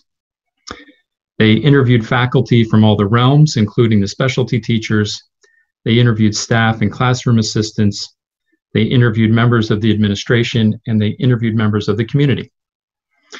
Fact, after the Transition Planning Work Group was finished with their investigation, the board assigned responsibility to the school to create a new organizational structure based on all the feedback they had received. To do that work, another committee called the Transition Planning Committee was formed. It was comprised of faculty and included representation of all realms. These committee members would report back to their realms during faculty meetings and get feedback from them which was in turn brought back to the committee for consideration. Fact, from these interviews and work by the Transition Planning Work Group and from the work by the Transition Planning Committee and the broader faculty emerged the concept for the LDC. Fact, the purpose of the LDC is 1, to provide pedagogical development and other support to teachers within each LDC member's realm, and 2, to help ensure that DMS's education policies and curriculum align with the standards indicated by DMS's charter and the Arizona Department of Education. In other words, to balance a Waldorf approach with Arizona state educational standards. That work is essential to DMS. Fact, it was recommended that the LDC have representation from all parts of the faculty: early childhood, the grades, the high school, and student support services. Fact, the Transition Planning Work Group and Transition Planning Committee recommended that there be minimum qualifications for those who serve on the LDC. Fact, all of this was gathered up: the proposed LDC structure, the scope and functions of the LDC, the representation by all parts of the school, the qualifications needed, and the names of those teachers who would initially comprise the LDC. All of this was gathered up and it was presented to the faculty, and the faculty voted, and the faculty approved it. This was also presented to the board, and it was expressly endorsed by the board, and that was in June of 2019. Fact, also in June 2019, the board approved a stipend for LDC members given the amount of work they would be doing over and above their day job as teachers. Stipends like this are common in the world of education. Fact, the LDC then got started and had its first meeting on July 1st, 2019, not even 1 year ago. And the LDC has provided essential support and guidance to DMS since then, especially since the COVID-19 crisis hit. So that's a bit of the factual history behind the LDC. Let me also touch on Arizona Prop 301 and at DMS what's called the 301 Committee. By way of background, in 2000, the state of Arizona approved Proposition 301, which created a funding stream using sales tax to increase teacher salaries and to give teachers an opportunity to earn extra pay based on their performance. Each year in schools across Arizona, a committee reviews the performance pay plan that outlines eligibility and criteria for payment of the extra performance pay. These plans are subject to ratification of at least 70% of eligible plan participants, meaning teachers, and the approval of the school's board. Fact, to help ensure that DMS's 301 plan complies with Arizona law, the school has the 301 Committee. Fact, DMS's 301 plan, like other schools' plans, includes a variety of eligibility and criteria, some of which are mandated by the state and some of which are specific to DMS. Fact, for more than 2 years now, the 301 Committee has met at least weekly to discuss the legalities and requirements of how 301 money is distributed. Fact, to ensure fairness, the 301 Committee represents the faculty and is made up of at least one representative from each realm, with one representative currently covering 2 realms. Fact, if for some reason a teacher is not eligible to receive payment under the 301 plan, the money in the plan is distributed equally to all others who are eligible and is not directed to any one person or any subset of eligible persons. Fact, regarding the 301 plan for the 2018-2019 school year, that plan was created and then revised and then approved by the faculty, and it was then approved by the board in March of 2019.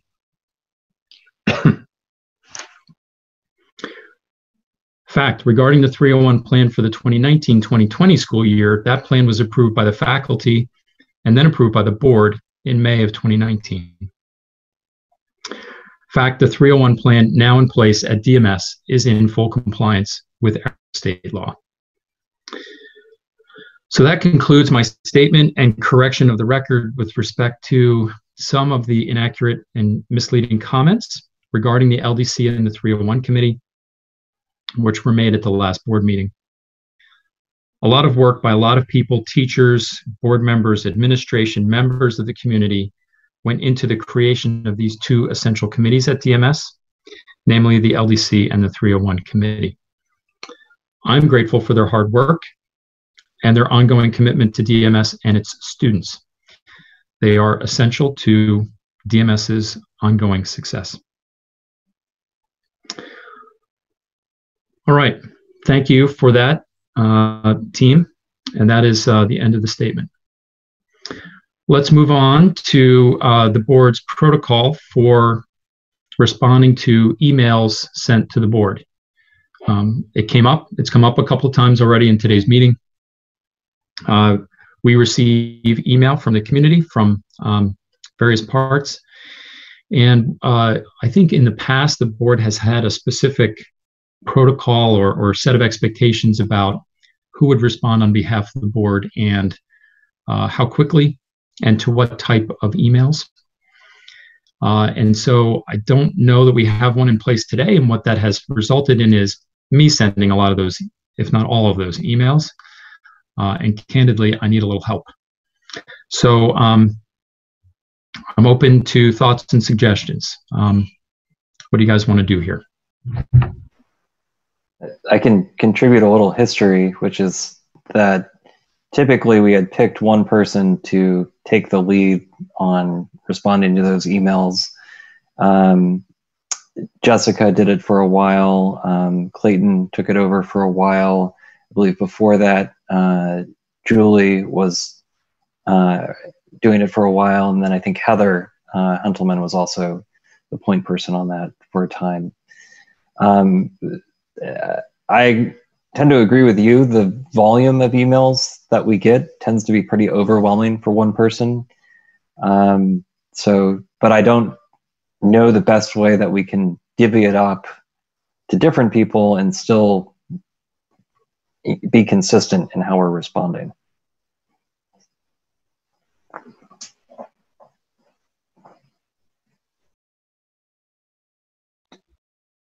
Good, thank you. Other thoughts and comments?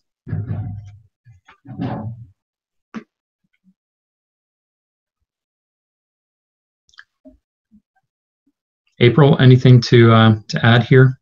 Wasn't sure if we lost you for a moment there. No, I can't breathe. I'm sorry, I was coughing and taking an inhaler. I will add though, before we had a shuffle, Clayton had approached me with some help on just because of the amount of emails that were coming. I'm willing to do that, but I can't speak to how many of the answers I will have. But I certainly have the availability to do that. So if you wanted to work out some sort of topic system, you know, hey, you cover these ones, I'll cover these ones, or if we need to check in, I don't know. I don't know how that would look, but I'm certainly not going to answer an email. I don't know what the answer is. I'm not doing that.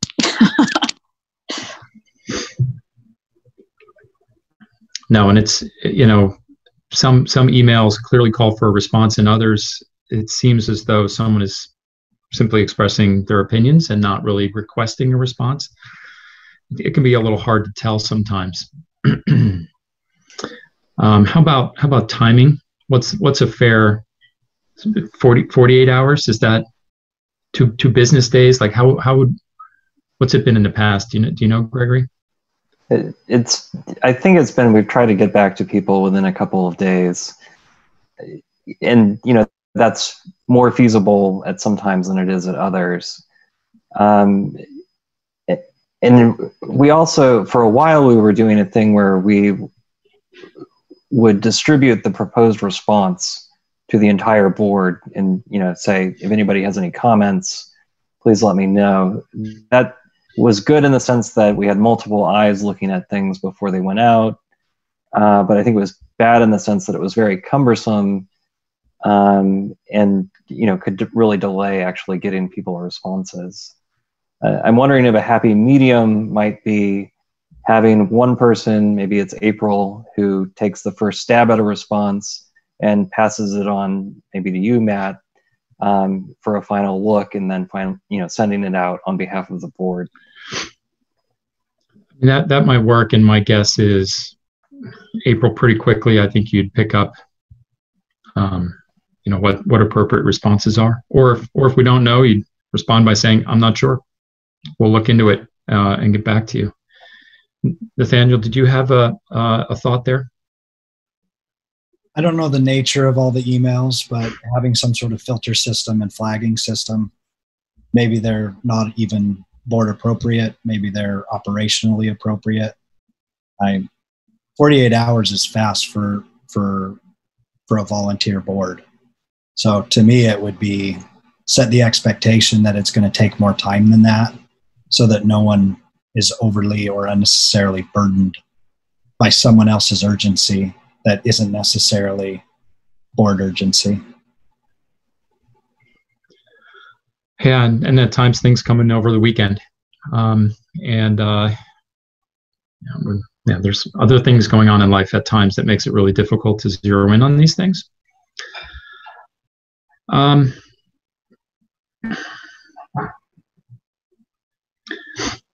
April, I would dearly love the help. So maybe you and I can just connect offline and see if we can't figure out a way to tackle this in some way. And you guys know too, it tends to come in fits and spurts. It'll be quiet for a period of time, and then something will happen and we get a handful. But I'm inclined to, we should come back. So April and I we should let's connect, you and I, and then we can come back to the next meeting and propose something a little bit more concrete.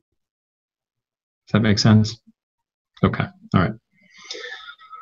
All right. Very good. Thank you. Next is board meeting dates. Gregory had passed along a list of proposed dates. Yeah, and there's nothing magical about this list. This was literally just me trying to do a couple meetings per month at times that wouldn't fall directly on major holidays. And I'm not sure how this ties into the academic calendar for next year with fall break. I think that's kind of an open question too at this point because of all the COVID issues. But if anybody has strong feelings about any of these dates, these are by no means set in stone. But this was just my best attempt. And basically every 2 weeks. Is that what you're looking at here? Yeah, it's pretty much every 2 weeks. There were a couple months where there's maybe 3 weeks between meetings, just by the way things fell. Yep. And I think there might be close to a full month between our June 17th meeting this year and the next meeting in July, because I just know that people tend to take some time off over the summer and travel, and it can be more difficult to get everyone. Although what that time off and travel looks like this summer is an open question. That's right. Yeah. Sorry. Gregory, I have the school schedule printed out in front of me. And the only issue I can see so far is March 10th falls on our spring break. But other than that, all of the other dates are fine. Okay, so we can adjust that.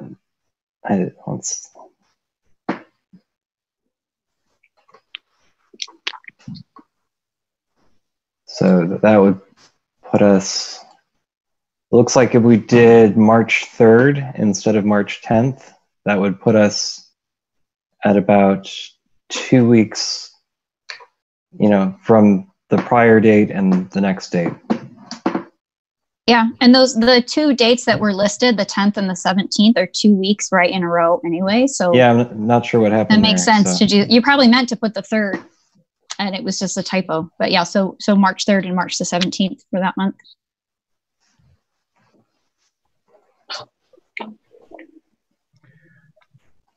And so for us then, so we have tonight's meeting, we have one 2 weeks, June 3rd, I think. 3rd. Yeah. And so you're saying June 17 to July 15? Is Right. that the, okay. Right. So yeah, I suspect we're going to need one. If past is any indication, then we're probably going to need a budget meeting or two in that space towards the end of June and before July 3rd or 5th or something like that is when I think it's due with the state. So we'll probably be scheduling one in there anyway. Yeah.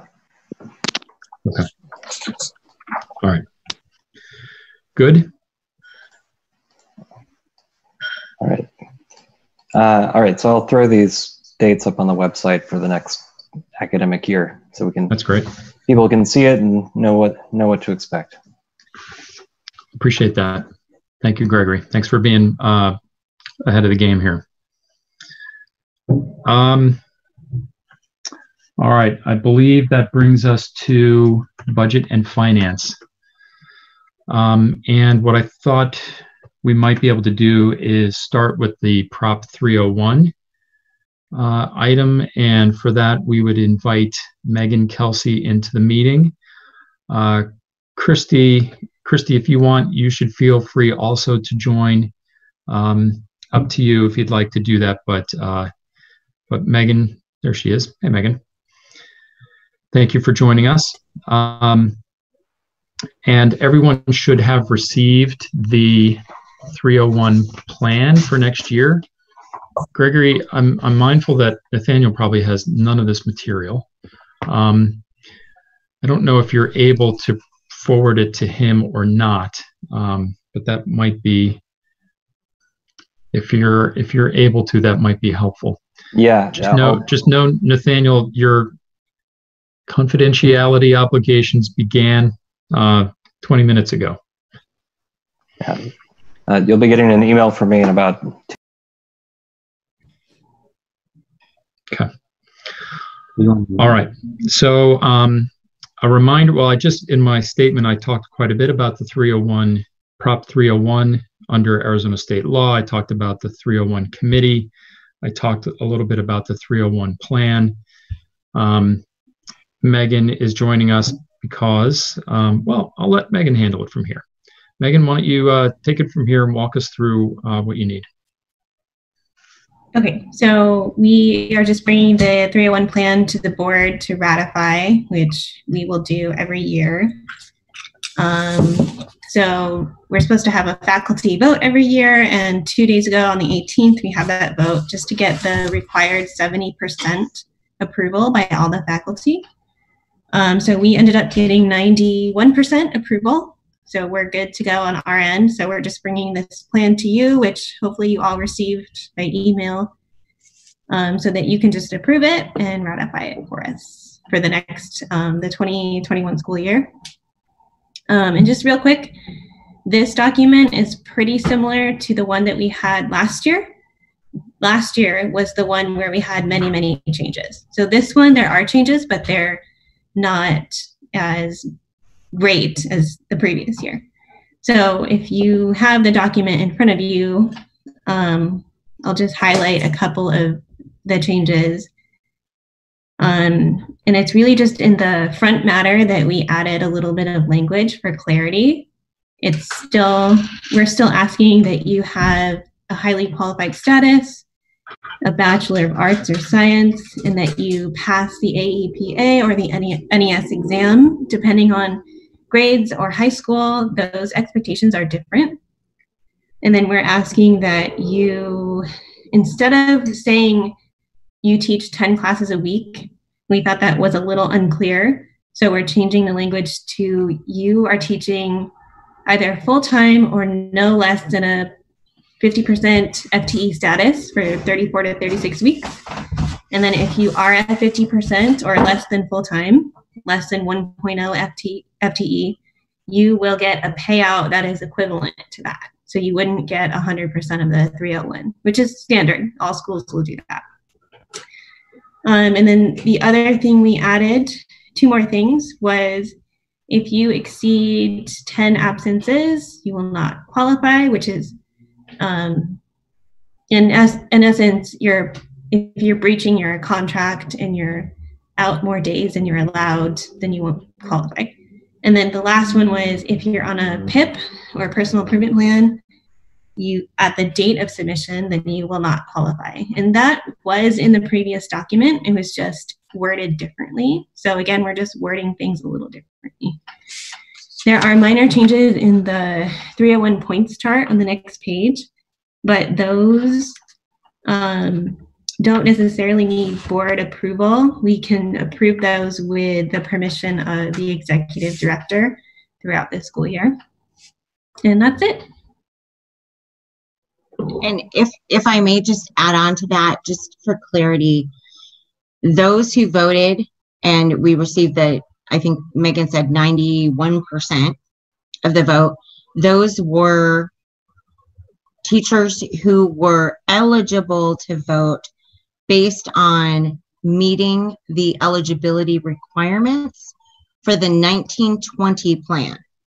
So we are voting on, or we did vote on, the 2021 plan, but it was based on eligibility for 1920.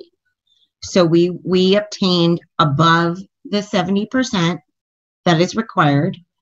And in terms of the medical, if there is, you know, an absence that exceeds the 10 days and exceeds what we have to provide employees for paid sick leave by the state, those cases will be considered on a case-by-case basis. And we can't publicly provide those exceptions due to privacy concerns. So that is why there is that carve out. It's really toward, okay, if you're going outside of your contract in terms of the time that you are required to teach and be present on campus, there has to be a legitimate, non-discriminatory medical reason as to why.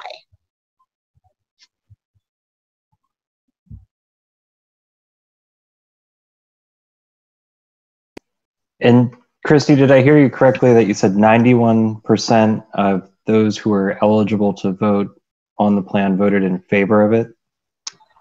So I need Megan to unmute because she did the math, not me. Yeah, so hopefully I did my math right, but that's what I got, 91%. 91% of eligible faculty, eligible meaning those eligible to vote, passed the 2021 plan. So we have exceeded the 70% that is required by law.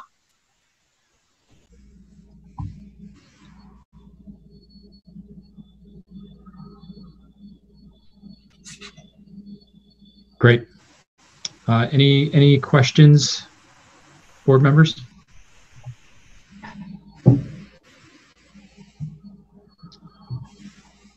All right, so so we need, you know, Matt, if I could add, if I could just ask one. Mm-hmm. So on at the top part, to be eligible to participate in the program, you have to be a highly qualified teacher, correct? Yeah. And then down to get the additional points, the 67 additional points that you need to accumulate throughout the year. Being a highly qualified status teacher gives you 50 points. Yeah, so the way we structured this document last year was to be highly qualified is something that we want a lot of our faculty to strive for. So that's kind of our main goal, is to push that status.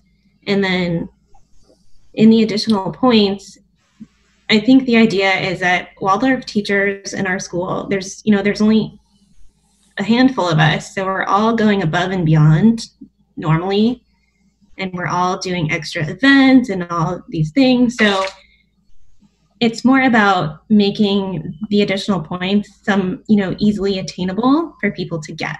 because we don't want to exclude anyone with the document. And so all the things that you see listed in there are things that we truly do anyways as class teachers.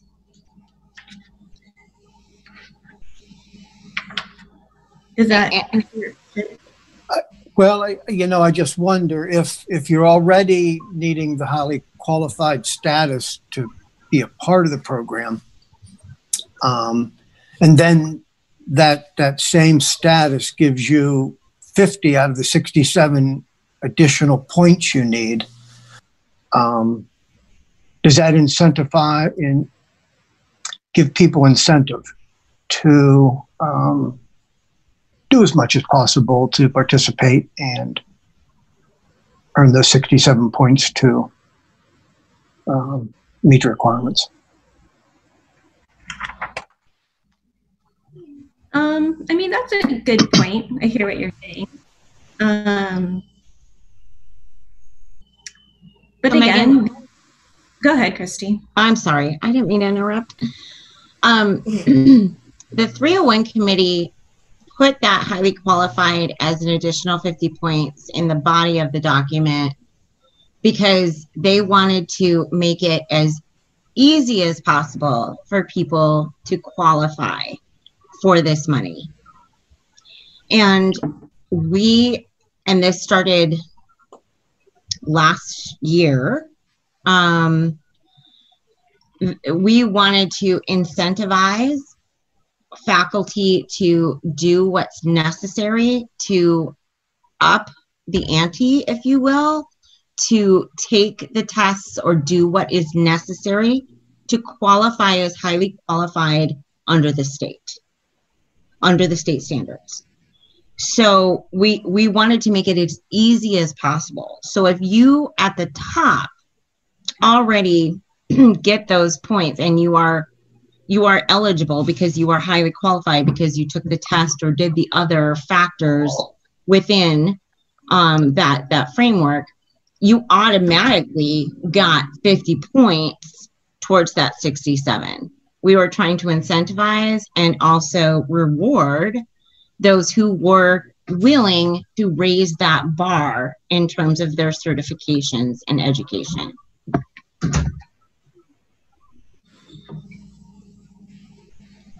Oh, okay, thank you.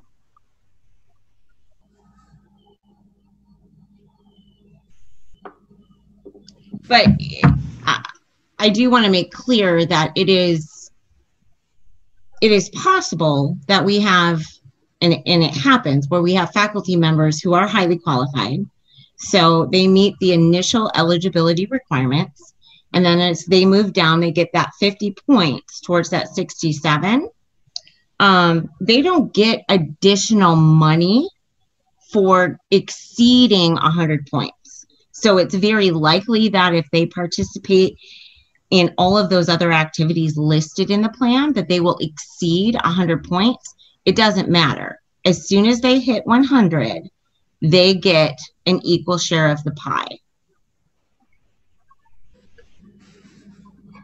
So it sounds like the goal here is not, like some incentive plans really want to reward, the highest performers.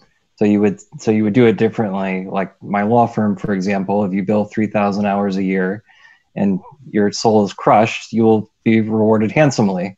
And if you don't do that, you won't be rewarded as much. But I think the school has a very different idea of what kind of incentives we want to have and what kind of community we want to have, especially with the 301 funds that the state is giving us. And I think the idea here is we're not trying to make a huge economic incentive. What we're trying to do is bring everybody together and reward all of our teachers for meeting these requirements. And we're not making them that difficult so that we can compensate our faculty as much as we possibly can.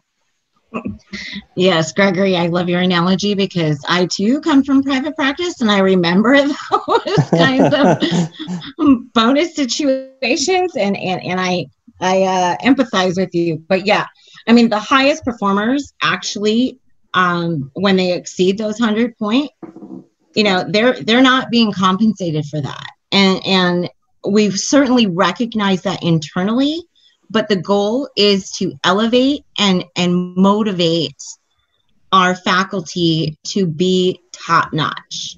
And that is to have the credentials that are necessary.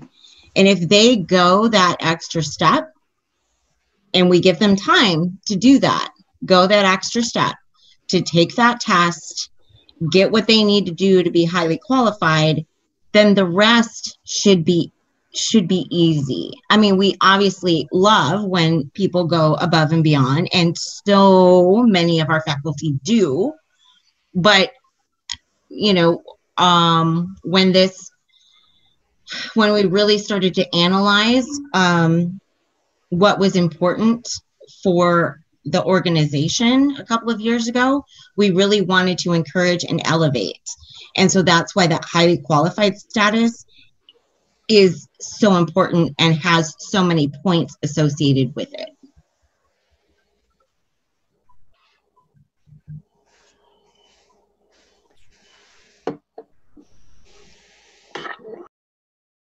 All right, good. That's very helpful, the background there and context, and as well as sort of the purpose and how the plan is being structured in a motivational way. So any other questions, team, before we put a motion on the floor here? Sorry, I don't have a question, but a comment just quickly, because I received the 301 plan via email by itself, and then there was a history of the 301 committee, and that came on a drive that came from Gregory. So I just want to make sure that everyone is aware of that, because that didn't come through my email. It only came in on the drive. So just to make sure every board member knows that that exists, it's got some good information on it. Right. And I think Matt covered most of what's in that document in his comments earlier today. Okay. All right. So is it ratification? Is that what we're doing here? All right. So then I'll make a motion for the board to ratify the 301 plan for 2020-2021 as presented.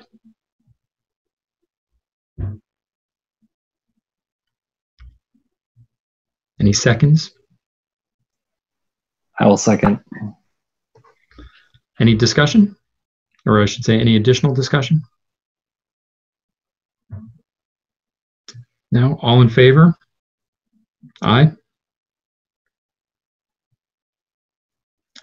Opposed? And abstaining. Okay. Mr. Tanner abstained. Right, Gregory, said I get the 4 approved? That was my count as well. Yep. All right, good. It is so ratified. So Megan, please pass along to the committee on our behalf a gigantic thank you for the work that the committee has done. To think about the distance that the committee has covered over the last 18 to 24 months is remarkable. So getting it to a place where we feel very good about the compliant nature of the plan, as well as sort of the other side of things, which we're going to be talking about a little bit later, is about accounting for the money properly. So both things, right? Both things needed to be working hand in hand. We need to get the plan set up correctly, and we need to account for the money correctly as it comes in the door from the state. I feel much better about where things are, both pieces, now than even a few months ago. So again, our heartfelt thanks to you and the rest of the committee, if you'd pass that along to them. I will, and thank you for having me. You bet. All right, thank you. Megan, you should feel free to drop off if you'd like. Up to you.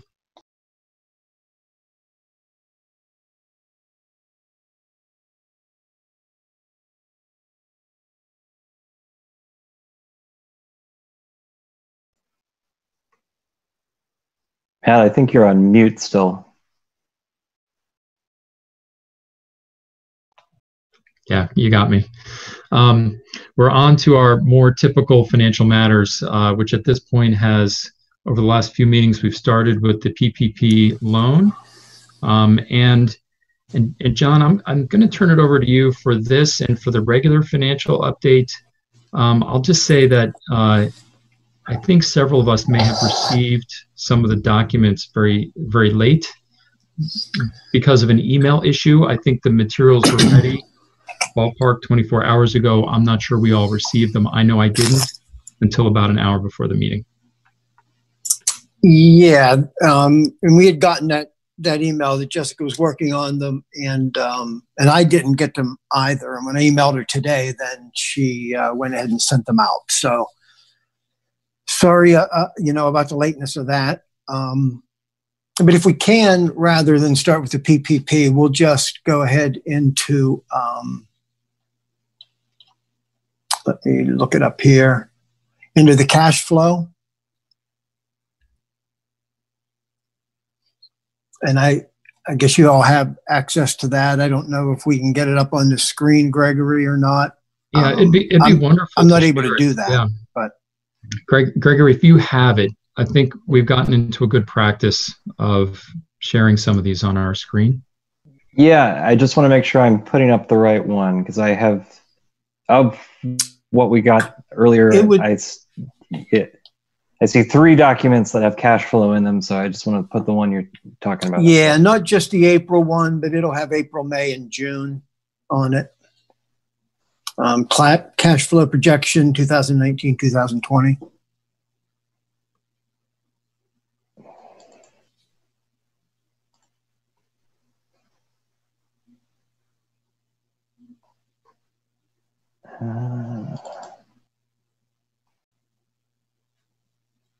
Okay, I think I've got what you're looking for. Okay, 1 second. Matt, I need you to give me permission.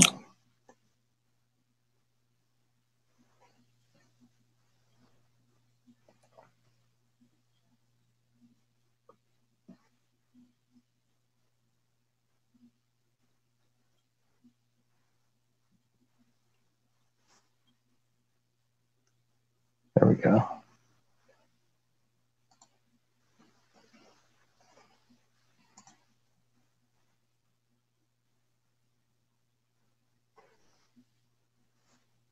All right, can you all see that? And yeah, that's it. So, I'm not going to go down through line by line or anything, but, if anyone, feel free to pop in with a question at any time. But as we look here, we have the state payments pretty stabilized, so we don't expect a lot of fluctuation there at the very top, which is always a good thing. Going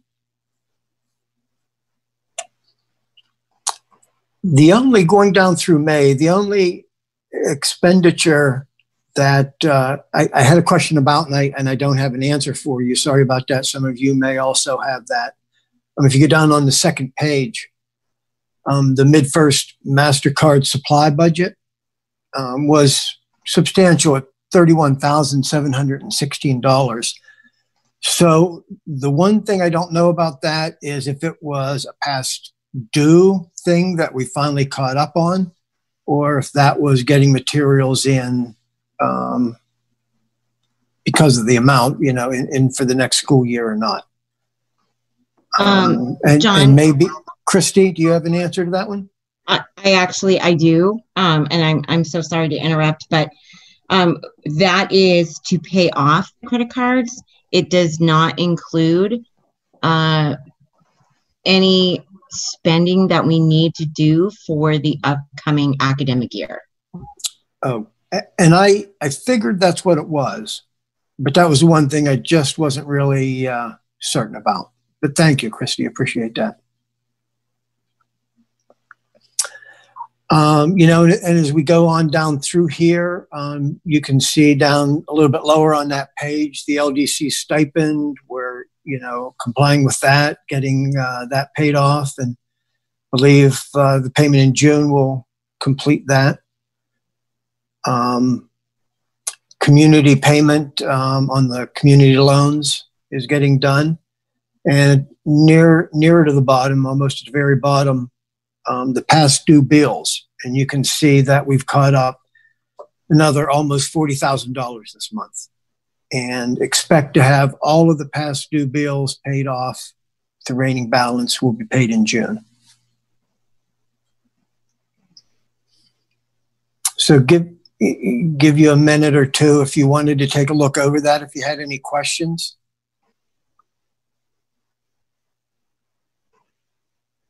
Not really questions, John, but more so sort of the high level summary here. And just to repeat a few things you said.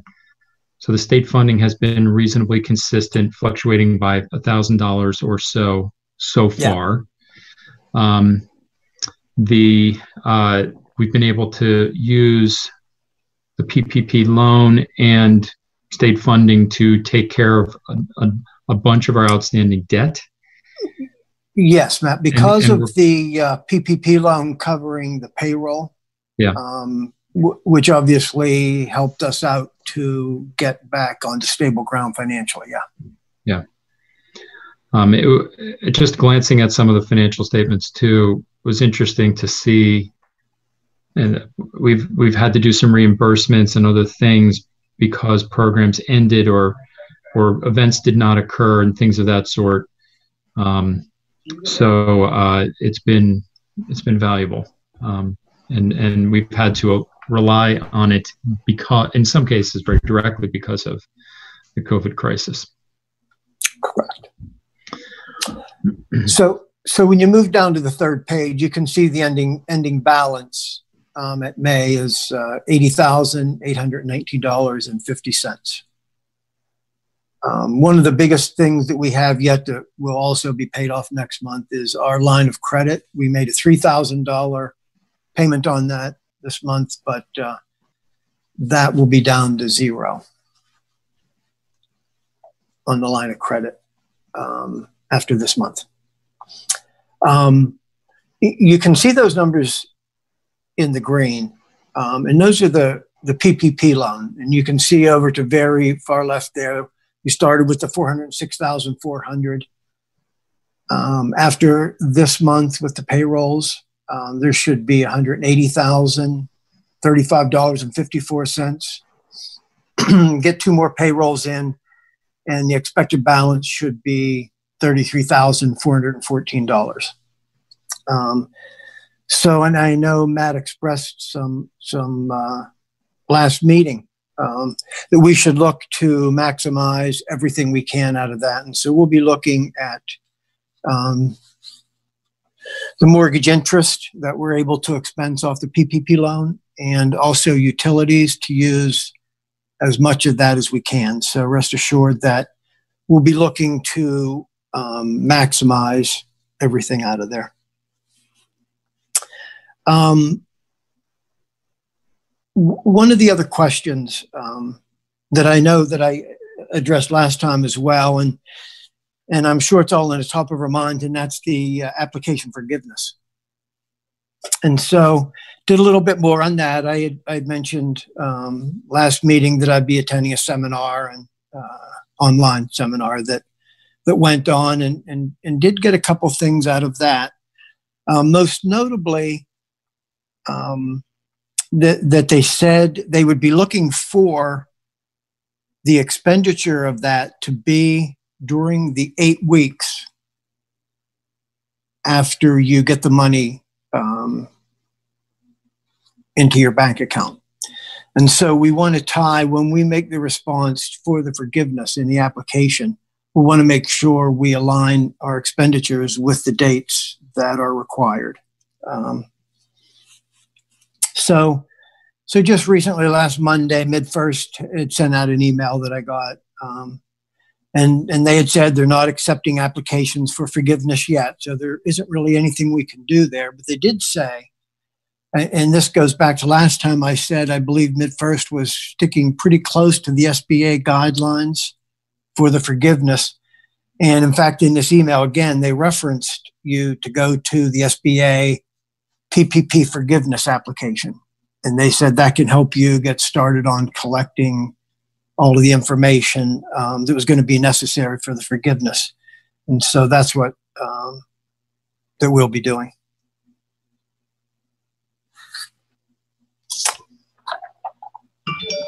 And is there any questions on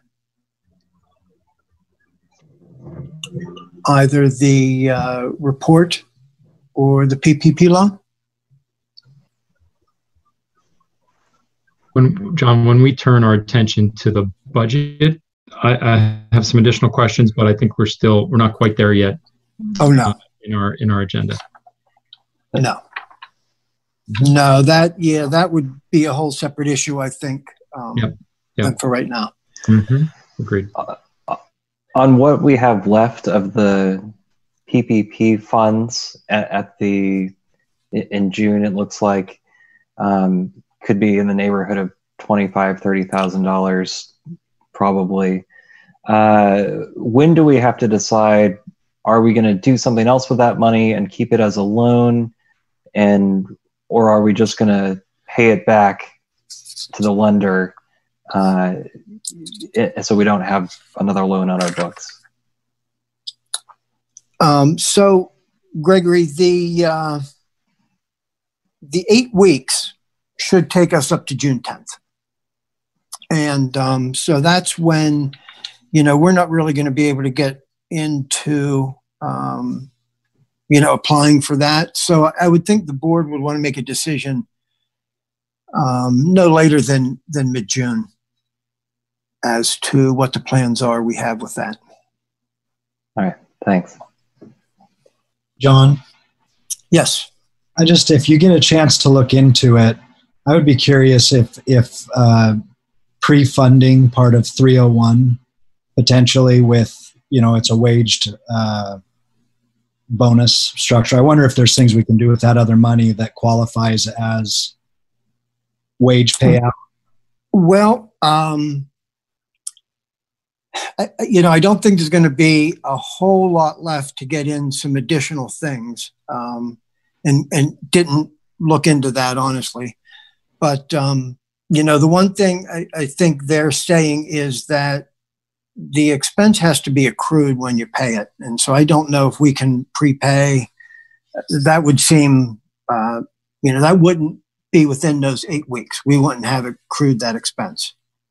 And so we want to tie it directly to those expenses in the 8 weeks. That makes sense. Yeah. And does it have to be a regular payroll expense, or can it be like, could we do something like retention bonuses or something like that with whatever's left over and split it between the employees, or maybe that's something to look into as well? Yeah. And we can. And I made a note of that, Gregory. I just don't have the answer to that for you right now.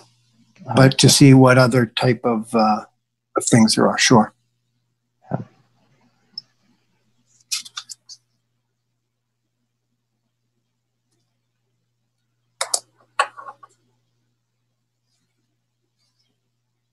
All right, good. Other questions, gang, on sort of our current state financial picture?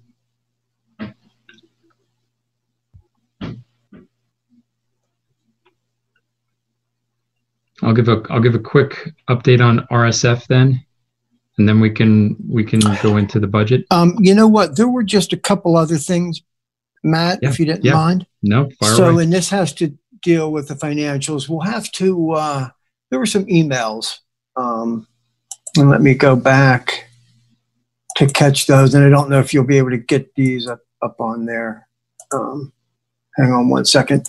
So there was a form that was sent out. It was the reduction of equalization.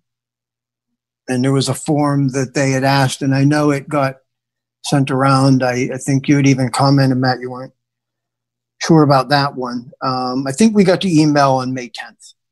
So if you go into your emails, and you can locate that one on May 10th. But I just wanted to talk about that. It was, I think Julie actually had sent this out to us at the first, or that's when I when I have it. But it was reduction of equalization assistance for charter schools receiving federal and state monies intended for maintenance operations for the school fiscal year 2021. I don't, as I was reading through that, and please, if there's anybody else on here that has some information on it, pipe in. But, it had a comment in there where it said, these funds do not include supplemental federal and state grants for specific purposes, such as ESEA Title I, IDEA Part B, stimulus grants, and federal food program reimbursements. I don't know if the PPP is regarded as a stimulus grant. I would assume that it would be. And and in other words, if you didn't have any of those types of monies that come in, you didn't have to bother sending this in. I'd say, for now, John, it's still a loan. Nothing has been forgiven. The paperwork you signed, we signed. It's a loan. Sure. So it's not a grant. It may be forgiven, and even that, I don't know if it would convert to a grant at that point. But it may be months before we even know that. Right now, it's a loan. And even if it did to a stimulus grant, it wouldn't. It doesn't include that. And so so basically to say, I don't think there's anything we have to do with this, but I just wanted to get other opinions from the other board members to see if, or Christy, if she has anything to add to this.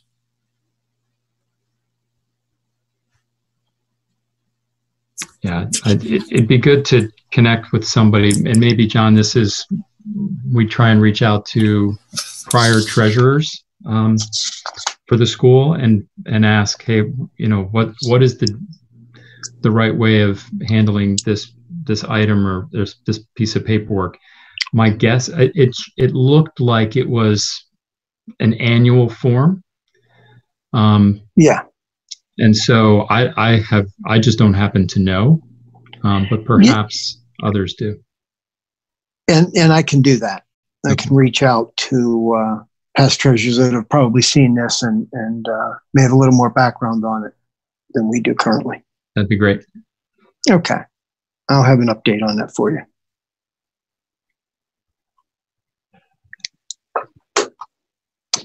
There was one more issue before we move on to the budget, if we could. Yeah, please. Parent council funds. So we've gotten an email on May 17th. And I don't know that it went to the board, but parent council was asking for an update on the funds that they have currently on deposit. When Jessica and I spoke, we didn't seem to have the same amounts.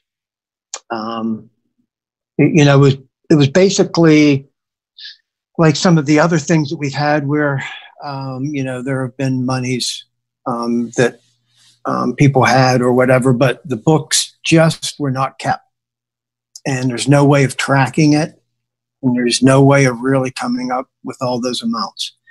But and April may have some things to say on this. She may have some more information on it, but we'll have to give the parent council, a reply on what we expect to do with this. And you're talking about the sort of, we don't have great records from prior to November of 2019, but since Correct. Then we have correct very good records, right? Yes, correct. So it would be we have what the amount shows because of the records that we started keeping after things got straightened out with the books, but not before that.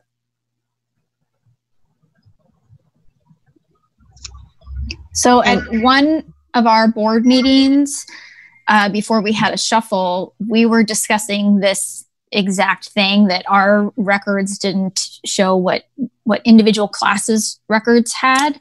Exactly. And so we spoke to ourselves and to the community and said, perhaps if the community has records that they can show us, then maybe we can, come to some solution, whether it's we find those records ourselves or we honor theirs, or we, get enough people involved to say, yes, this is accurate and we do have the money for that, or no, we can't find these records, or whatever. It was going to be like a case by case thing. Then we had a shuffle. We never spoke about it again. But at parent council, they were talking about it. And some of the parents, I can't remember if it was a person with an office or just a class rep who said, I have meticulous records of XYZ, and I will present those to the board and see what happens. So that's my recollection of what happened and what we said we were going to do. But as I said, we've shuffled and we've never discussed it again. So. And can I just add that we've been keeping meticulous records as of November of 2019. And parent council has been in communication with our office. And we've explained to those leaders of parent council that there's trouble with the accounting prior to that date, and we need to get on the same page. But we're happy to send a communication to parent council as to where we're at and what we reflect, but we need to square up.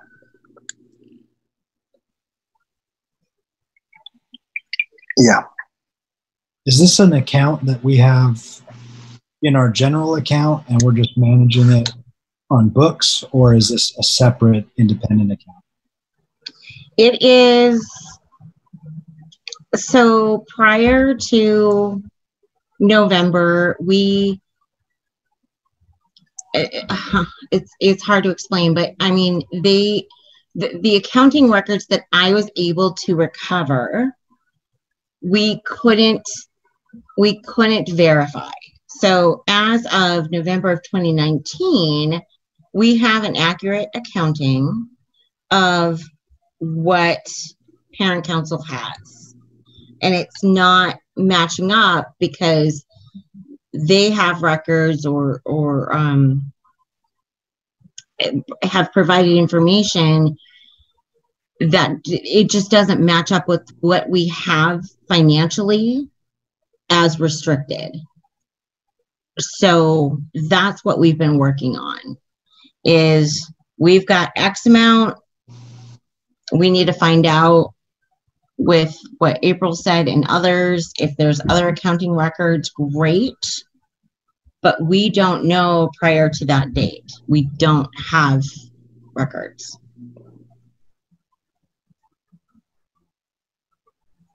But we are satisfied with current methodology going forward. Going forward as of November 2019, yes. Yes, we have accurate record.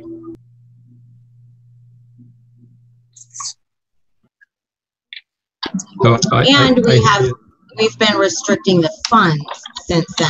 So it is very easy to capture. So it's a fair request from the parent council. It's a little bit of a rock and a hard place. I'm not sure what the right solution is here.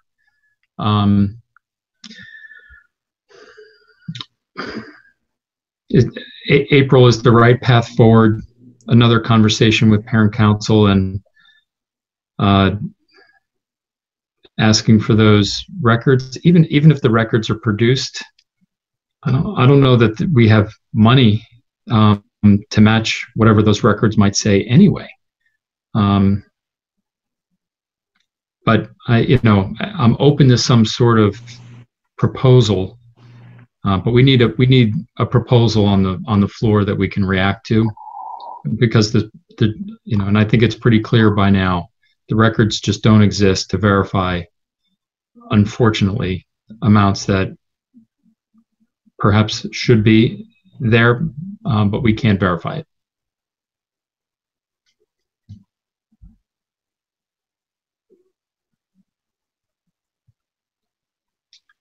I think ultimately either we have the records or we don't, we have the money or we don't. That's pretty clear and simple and plain. I think at this point, parent council just needs to, we need to say something to them. And with any other group that is bringing forward records, I think we just need to be clear about, what the plan is moving forward and just say that, tell them. Or we can just set a date. If records do not appear prior to this date, then the decision is X. Just so it puts a lid on it, as opposed to letting it go into perpetuity. Yeah. I mean, we've done that, and it's really unfortunate, but we just don't have it. We cannot account for it. None of us were involved prior. We're going off of what we have, and we just don't have the money.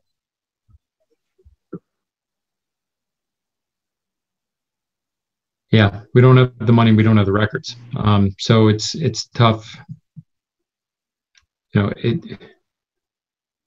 Anything we did to set aside funds would be, a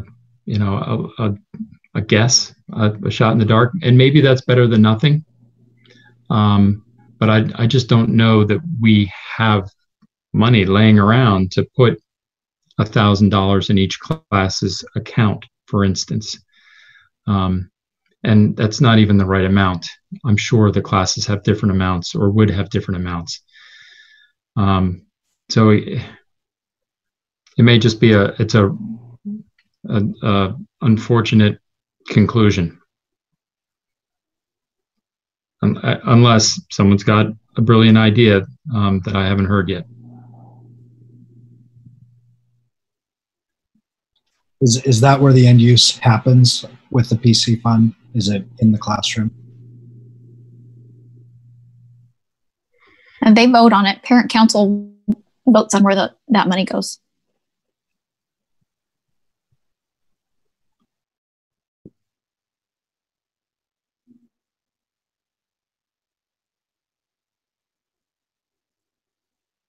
Yeah, I mean, just to add a little nuance to the history and why this has been so challenging. Over the last 18 months or so, as we were picking up the pieces from the change in administration, we discovered that there were multiple sets of books being kept that didn't reconcile with each other, much less with records of what parents had said or parent council. So this is just one way in which it has been very challenging to try to right the financial ship of the school. And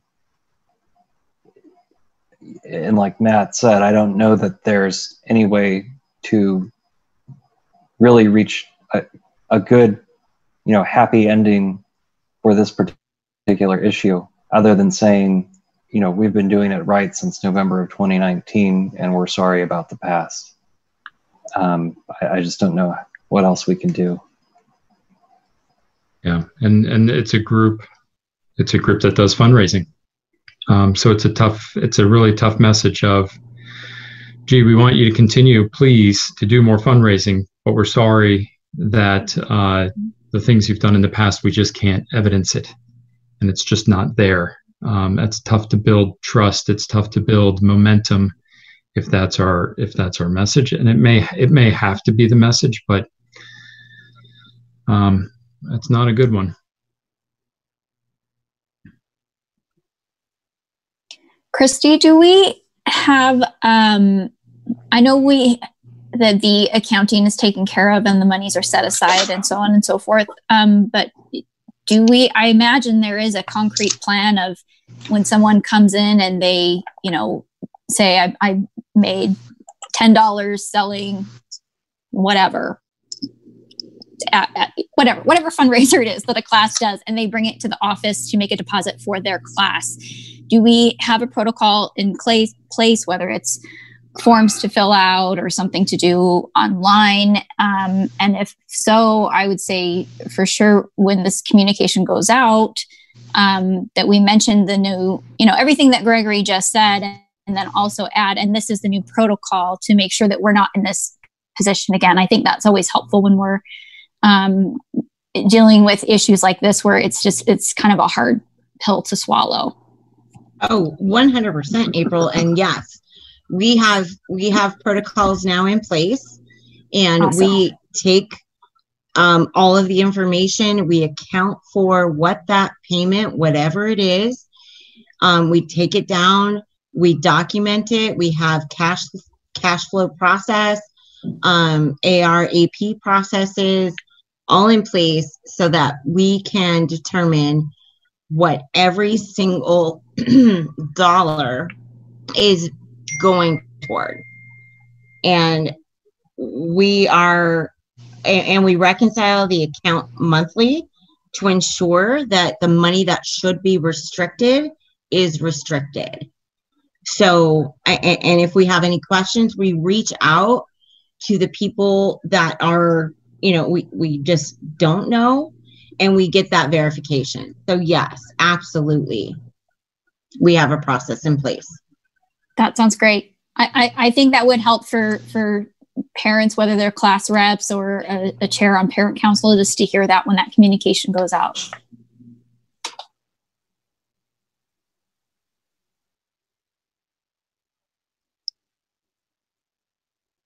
Okay. If there's no other discussion, that was the last topic that I had, Matt. All right, real quick then on my end, update on the RSF social finance. I remain in close contact with Amy Bird. Amy is our relationship manager at RSF. We did sign and submit the waiver form to them that allowed us to take the PPP loan without breaching any covenants with RSF. Amy has requested some financial information, which I did provide. She has followed up with some additional requests for financial information, which we will provide in the next period of days. I would imagine it might be a week, maybe 10 days, because I'm not sure that all of the things that Amy asked for are things that exist. We may have to create them. John Elling and Jessica and Priscilla at Aspire, I'm sure, will help pull all that together. Amy also asked for some additional information, which I'm working to gather. I've asked for Amy to provide a timeline. It's something that we had asked for from them when we first chatted with them, maybe 6 weeks ago or so. So I hope that we will receive that, a timeline, meaning if we are moving forward with the renegotiation, what would be the timeline for deliverables and decisions and things of that sort. So I do believe we're still moving in the right direction. Things feel better with the overall relationship with them than it did a few months ago. And of course, if you have questions, feel free to let me know.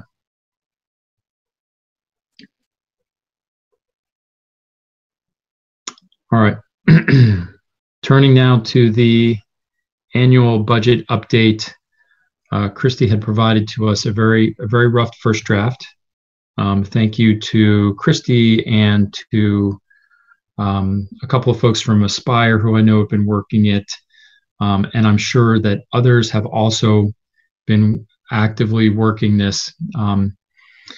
It's tough. I think, as I understand it, Christy, if you don't mind my asking, am I right that we are awaiting information from the state, including what our funding level is going to be next year, as well as I think you had mentioned some sort of form that the form that the state normally provides a form for us to complete, and we don't even have that yet. Is that right? So the state budget form that all schools are expected to complete and submit, that was pushed back, and Aspire just received it on Friday. So what I provided to you, the board, is a rough draft of anticipated budget. It should, for the most part, translate into the bucket items that is expected on the state approved form. But yes, we just received that on Friday. Everything has been pushed back. Budget deadlines in terms of submission, pushed back. We're looking at mid-July. I literally just received at 5:59 this evening an update from ADE about additional measures we need to take if we reopen in the fall. So yes, everything is pushed back, and I know it's super frustrating, but yes, we do have the state form, but what I sent to you is what we have to work with right now. We obviously have a lot of work to do, but the deadline has been pushed to July 15th. So we do have time to work through it.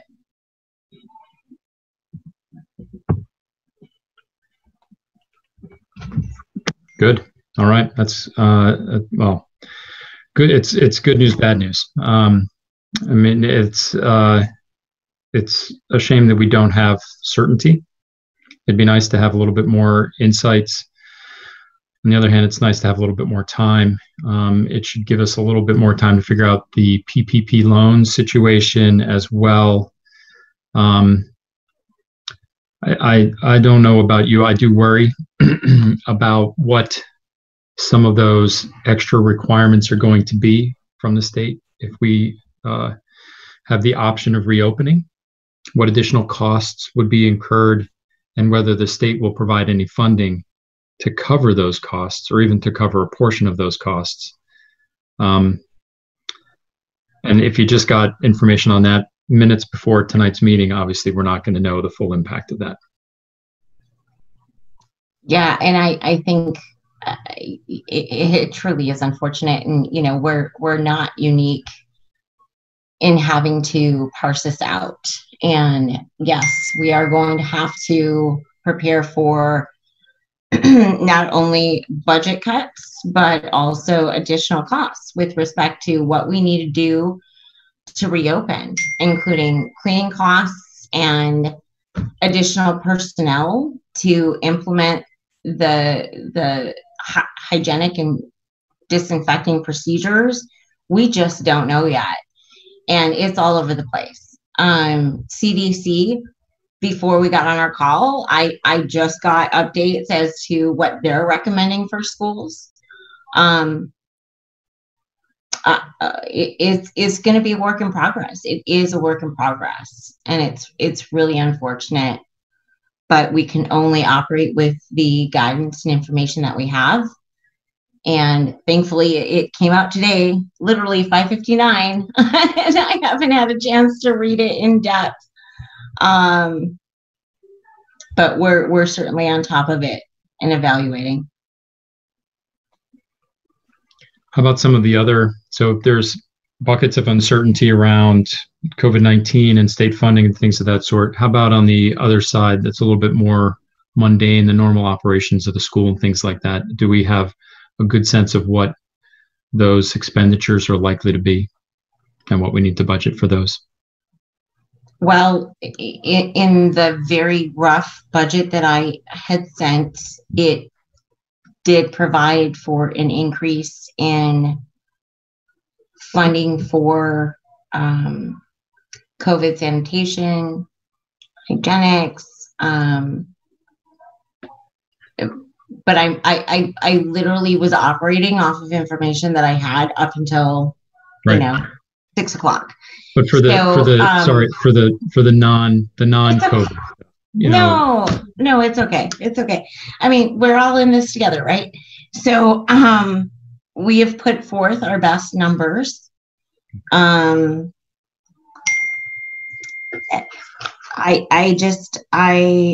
don't know what kind of additional guidance I can provide at this point. There's a lot of cleaning companies out there, janitorial services, but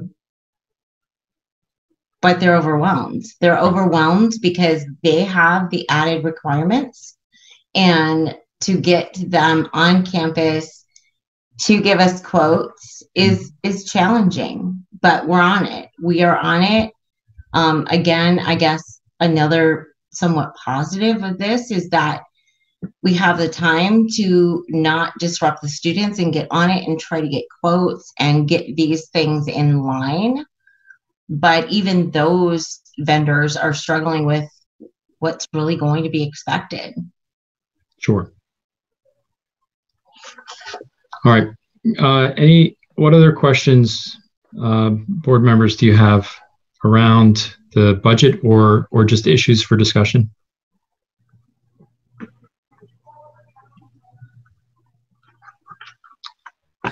Christy, on the draft of the budget that you had given us, in under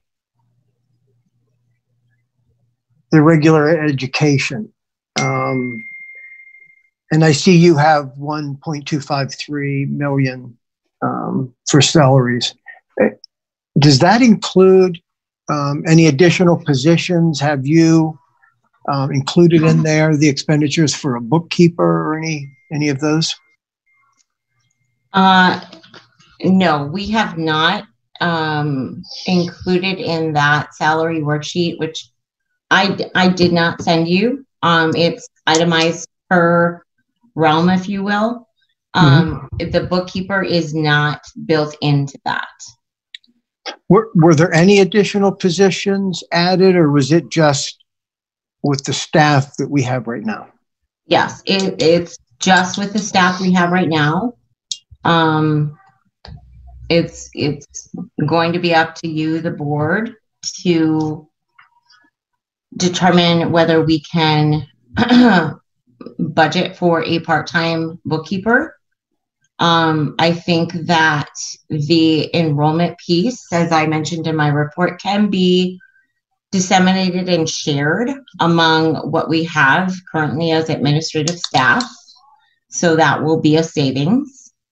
But I still think that we need to budget for at least a part-time bookkeeper. And I do as well. And that's why I was wondering if this number included that or any other positions. No, it does not include the part-time bookkeeper, but everything else has been covered in that. Okay. I just had one under support services, which is the 2000 category.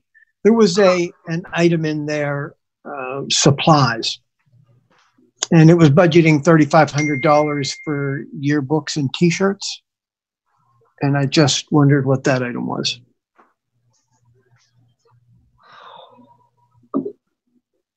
And I apologize, John. I did print that out, but I'm just not immediately finding it right now in my office. So that would not, those line items would not be particular just to special ed or student support services. So I need to check and see why it was itemized that way, but I could very quickly get you an answer, and the board with the answer. Okay.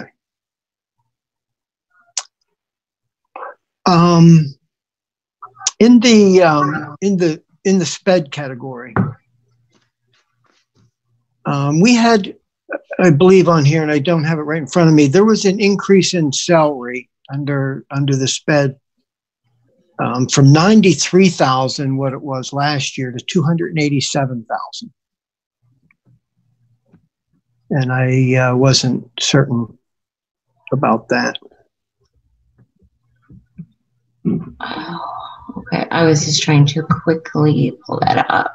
And I didn't know if that was additional positions or things that so it's under the category of 200 special education, which is in the red. And the second line down is 6,100 salaries. And so actual last year was $78,169. Estimated for 12 months would be $93,803. But, and we had budgeted, to be fair, we budgeted in the 20 budget $287,000, but we've budgeted that again when our expenditures are, roughly a third of that. Pardon me, John, I'm just pulling it up. So could you tell me which line item again? Well, the line item would be 6,100. 6,100 salaries. Okay, 6,100 salaries. I'm seeing the 1.2. Is that what you're talking about? No, this would be, if you're looking at the same one as me, it's on line 157. Okay. Do you have those line item numbers? Let me just scroll down. 157. Okay. Oh, I do see it. 287,929. There are no new positions that are being vetted for SPED. Sorry, guys. I can get some confirmation from Aspire as to what accounts for that number, but I can represent that there are no new positions. And in fact, we're actually engaging in a cost-cutting exercise. We will still be serving all of the students who we need to serve in SPED, but we are just looking at different opportunities for vendors and more viable contracts. But okay. I can certainly get that answer to you offline, and absolutely happy to share with the board when I get it. Sure, and it may have been just because that was budgeted last year, carried over, and I wonder if that's an opportunity for a good deal of savings for us. Mm-hmm. So, but and by the way, just on another note, when I was reading your report, in there you had said about all the students that need the special services were being serviced, and you're able to carry out that in these times. And, kudos to you and the staff and those folks for doing that. That's an incredible accomplishment. So that was just a side note, not on the budget, but no, and I appreciate that. And I know that the faculty will as well. I mean, student support services, they really have been creative and worked with our vendors and have serviced these kids we have not missed. So it's really a wonderful thing. And yes, and those of us who have worked with that know, you have to dot every I and cross every T, and there are requirements that you can't play around with. So right. I was very happy to read that. Thank you. Yeah, thank you for that. And I'm sure they'll be thrilled to hear that as well. Thank you. Yes. Just one other question. And I don't have the line, but I know it's going to be further down. There was purchase services, and this is also for SPED. Okay. And it was under the column purchase services, not salaries, but purchase services, and I'll find it as I'm speaking. And that was $146,000, and that stood out to me as well. And I was wondering, let's see where it might be. Yes, it would be line 166. Yes, exactly. Thank you. 166. And it's contracted services, isn't it? I assume OT that it might and speech. be. I just wondered on that line item what all that included, and if you had any info. Yeah, that would include OT, speech, and any sort of psychological evaluations.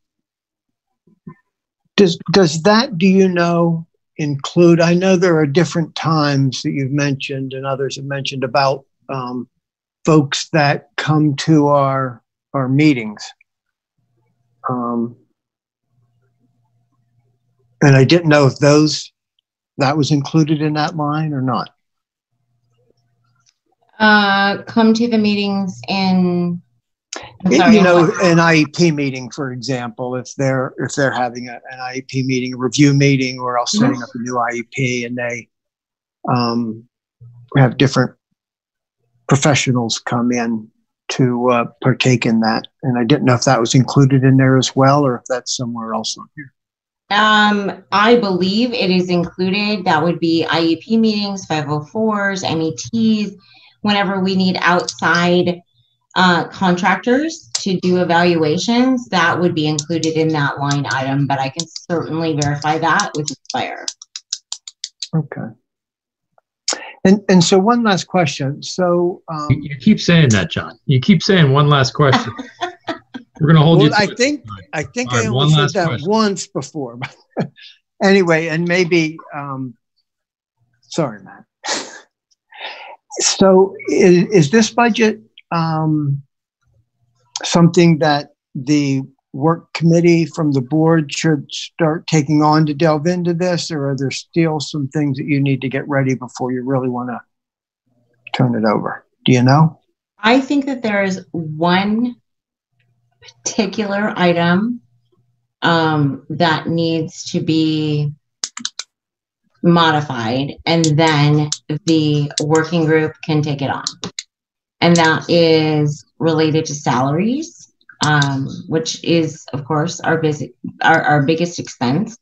Correct. So, and I'm working on that right now, and I should be able to have that clarified within the next few days. But regardless, I can whoever is on the working group for the board for the budget, I can share that information so that they know what line item I'm specifically referring to. Okay, that would be great. And Gregory and John Tanner are on that work group with me. Okay. Well, just a general reminder, gang, as we get further into this, let's be really careful about how we handle salary information. I don't want to be revealing. Certainly, we need to talk about it in a general sense, in an aggregate sense, as long as we're ideally not revealing individual salaries. So let's just be thoughtful about how we handle the conversations. You know, if we're talking about a realm, for instance, and a realm only has one teacher, we should be thoughtful about that. All right. All right. So obviously it's a very rough first draft. Christy, again, thank you for gathering it and coordinating with others to do so. Certainly it's going to need some ongoing discussion. We have ballpark 7 weeks, it sounds like, to complete that work. Much more to come. I'm sure it will be on our agenda for the meeting in 2 weeks. All right. Any other? I'd like to keep us moving here, gang. It's getting a little long in the day. Any other financial issues to touch on?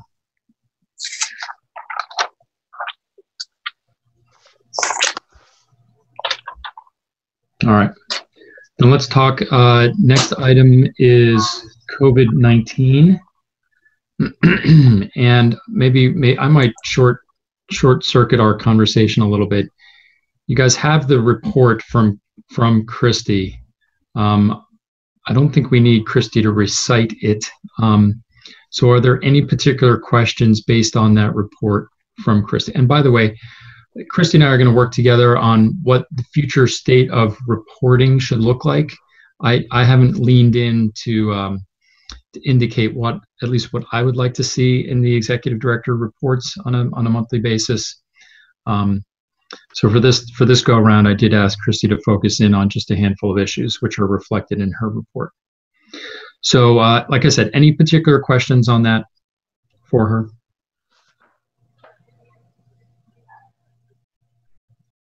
All right. Christy, any updates on re-enrollment? That was one of the issues. That was one of the things that was called out. So are there any additional updates on enrollment? Actually, yes, we are updating our spreadsheet daily. Currently, we are at 270 students who have enrolled for next year, K through 12. That's -1 from the date of my report that I submitted. There are a number of families who are in the process of completing their enrollment but haven't completely. So we have a team who are reaching out to them to help them finalize what paperwork is needed, or just getting some clarification as to whether, due to their particular circumstances, they're able to return. So we have quite a few that we're working through on that. But as of tonight, we're at 270. All right. That's encouraging. Thank you. All right. Anything else on this topic? I would love to just be able to recognize, since this is the last board meeting of the academic year, and our faculty and staff have endured circumstances that were never anticipated.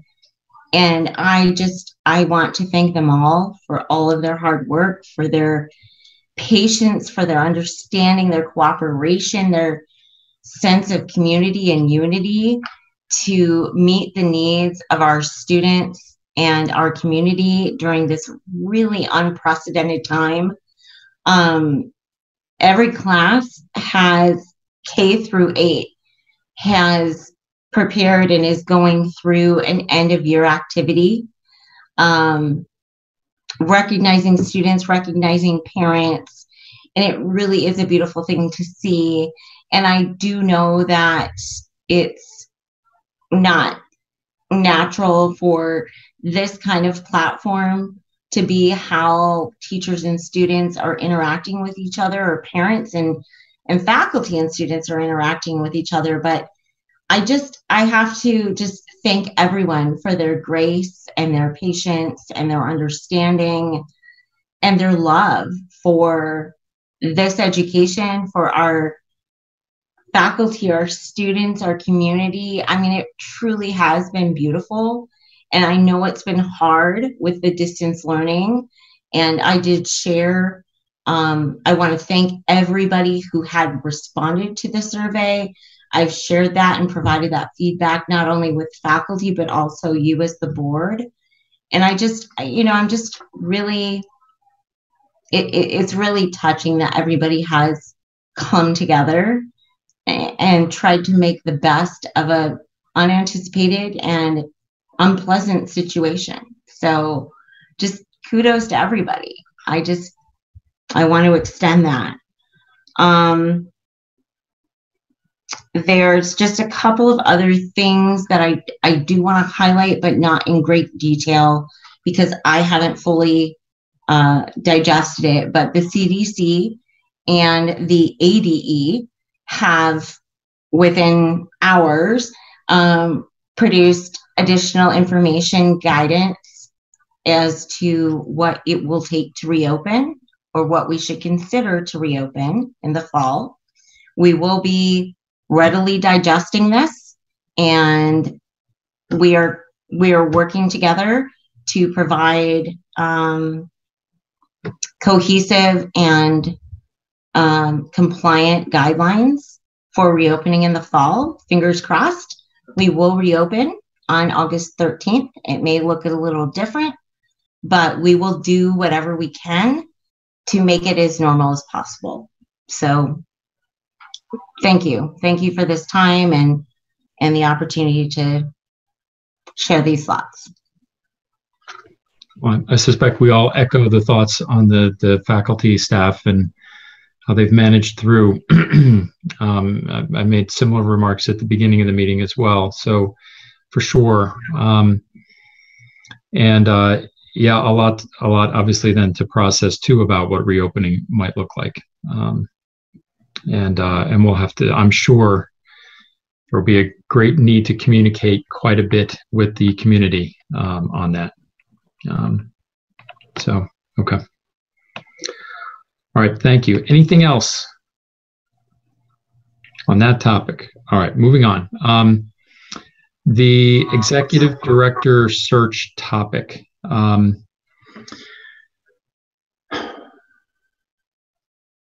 So there are two main topics here. One is the process, and April and I have shared a document with the board about what we have in mind, and I would love to hear the board's input on that.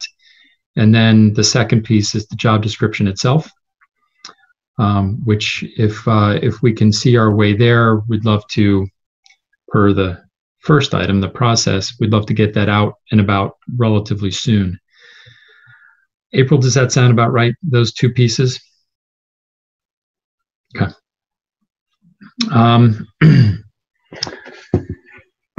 So let's start with the process document, proposed steps, process, and timeline forward. So here we tried to lay out a little bit about the rationale for what's in the executive director job description. Right, the job description of the executive director contemplates the way that the school is structured currently. So it contemplates the LDC, for instance, that the LDC exists and what the executive director's role with respect to the LDC would be. So that's why we included that. There's a reference in here too to a development director position. But when we were putting this together, we didn't have the benefit of the budget or even a draft of the budget. So I just don't know that that position is feasible. We may have to find other ways to get those things accomplished, those things meaning school marketing, enrollment, fundraising, things of that sort. It may not be a development director position. It may be spread across a few different positions or something else. I imagine we would work with Christy in the near term to figure out what that might look like. And I think she was mentioning something similar when she mentioned being able to absorb some of those job functions across the folks who are supporting the school today. So that was a little bit of the rationale of why, one of the reasons we put together this process document. The other is to outline a little bit of how we intend to deal with applicants, interviews, recommendations, and things of that sort.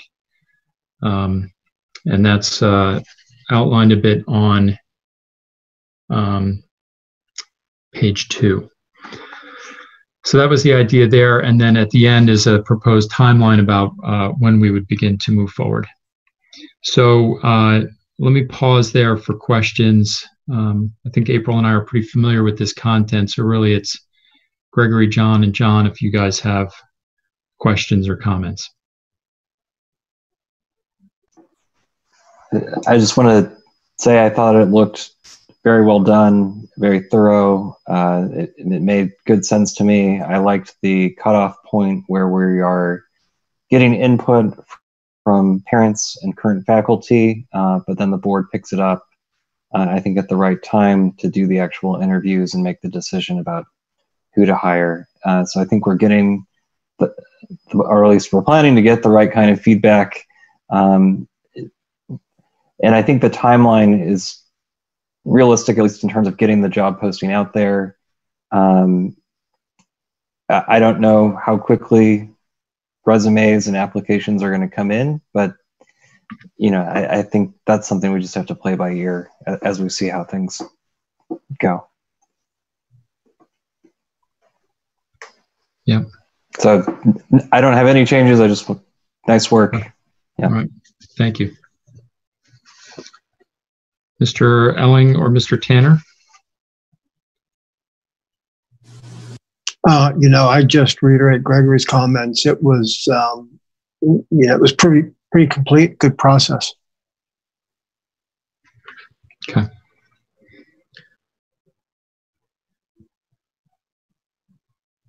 Mr. Tanner?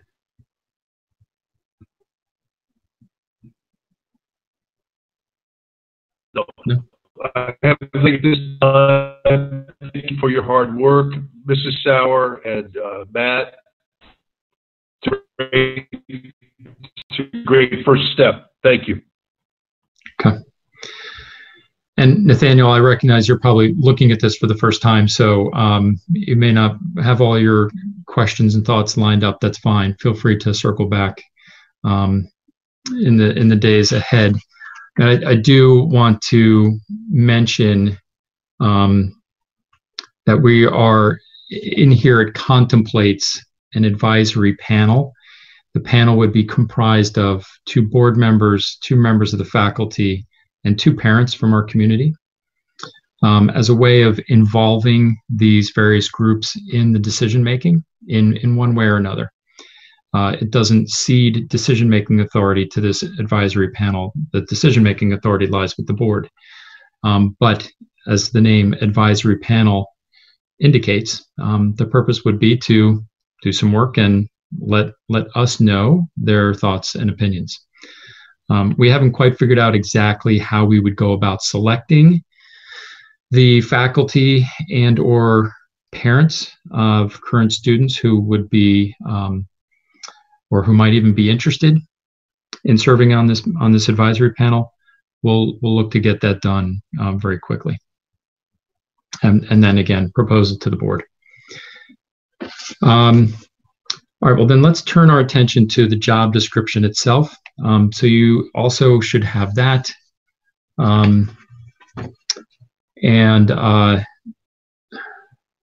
April, do you want to just take a second and describe sort of how we got to this as the job description?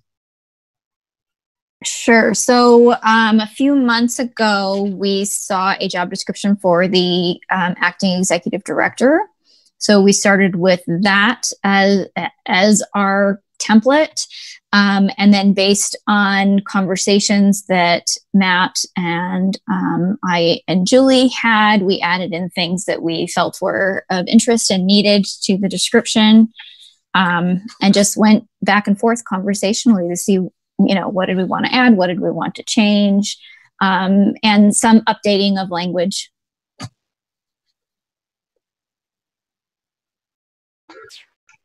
Yeah. So what we're looking for here is the board's approval, I guess you'd say, for us to use this, and this is in essence what we would post and use to solicit interest in the role.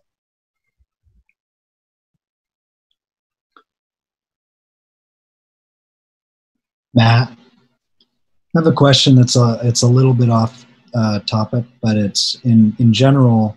Can you help me understand the frequency? Maybe this is a strategic question, but how frequent does this become a potential request? Is this an annual thing where we're constantly in a search and it's a very temporary window for an executive director to function in that role? Is there a 4-year term, an 8-year term? Can you just help me kind of understand and bring me up to speed even? Sure. The logic behind all of it and what statutes exist as far as what process is required? Is it pretty much up to us to establish and then execute, or are there rules associated with it? Well, I'd say my guess is that none of us is interested in a annual renewal process. I, for one, would love for there to be the stability and predictability and permanence that a permanent executive director, obviously it's not permanent, but you get the idea, a full-time employee of the school that is, hired and works here hopefully productively and successfully for years. I'm not aware of statutes that bear on this, but I don't know if other board members have other information on that. I think I'm guessing here, but the only thing I think that would bind us as a sort of public entity is that we have to do an open-ended search for applicants. We can't, just in the same way that when a state entity hires vendors, they have to get multiple bids and then justify why they're picking one. I think some of those rules apply to us, but I would have to double check. And so in a sense, it reinforces one of the reasons the process is so important here. It's important for a lot of reasons, and that's one of them. We need to go through a process. We need to be deliberate about it. We need to be upfront about what the process is, and so it helps us be thorough, and then also helps the community accept the person, whoever that happens to be, because we've gone through and done it the right way, and feels fully supported when they step into the role.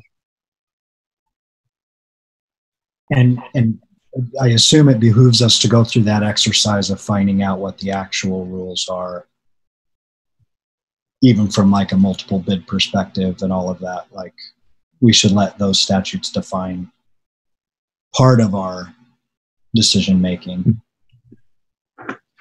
Something to look into. Yeah.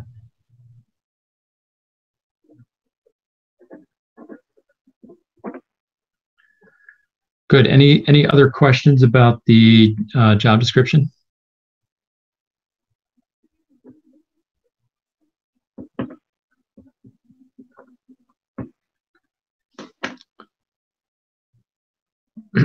All right. Any concerns with us using it to get the ball rolling here?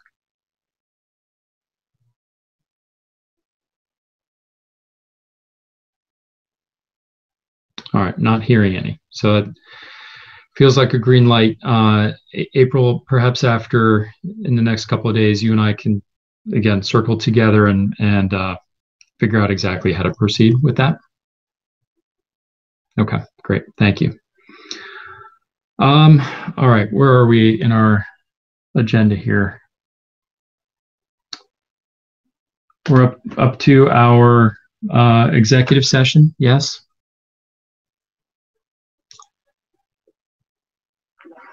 Correct.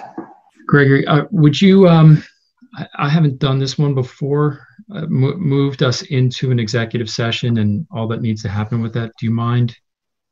So we would vote to go into executive session, and then we would be in executive session in which we can discuss the topic that's listed on our agenda. And we are not permitted to take action while actually in executive session. We can discuss proposed action, but we can't even poll each other on how we would vote on certain things. It's literally just a way that we can have a private and open discussion about sensitive matters. It can be on a variety of topics. The topic this evening is a personnel matter. So, so in a minute, then we'll make that motion and do that. Logistically, you might be wondering, how are we going to pull this off in a virtual setting? It took literally hours of planning. So I hope it works. But here's what I have in mind. I will keep this Zoom meeting open. I will turn off my camera. I will turn off my microphone, but the meeting should stay active. I will, through a separate account, send you all a separate Zoom meeting invite. In that, we'll use that Zoom link and meeting to do our executive session. You should leave this meeting to go to that one. We'll have our session there. Then, and by the way, I will use a different device in a different room for that discussion. Then when the time comes to return to the public meeting, which as Gregory noted, we'll have to do for any voting and also to adjourn, I'll just come back in here. I'll turn my camera and microphone back on. You all can rejoin this meeting using the link that you'd used a few hours ago to enter this meeting the first time. That link will still work for you to rejoin. Then we can finish out the meeting from there. Does that make sense? You guys, you with me there? All right, I'll take that as yes. Now, I wasn't sure when we would get to this point, so I haven't set up that other Zoom meeting. It'll take me a couple of minutes. Why don't you all just mute yourself and don't leave this meeting just yet? Let me make sure I can do all of that. I'll send you the link. Then I'll ask you to go ahead and exit away from this meeting, but don't do that just yet. And because we have not moved, we have not made our motion to leave the meeting. So please don't leave the meeting just yet.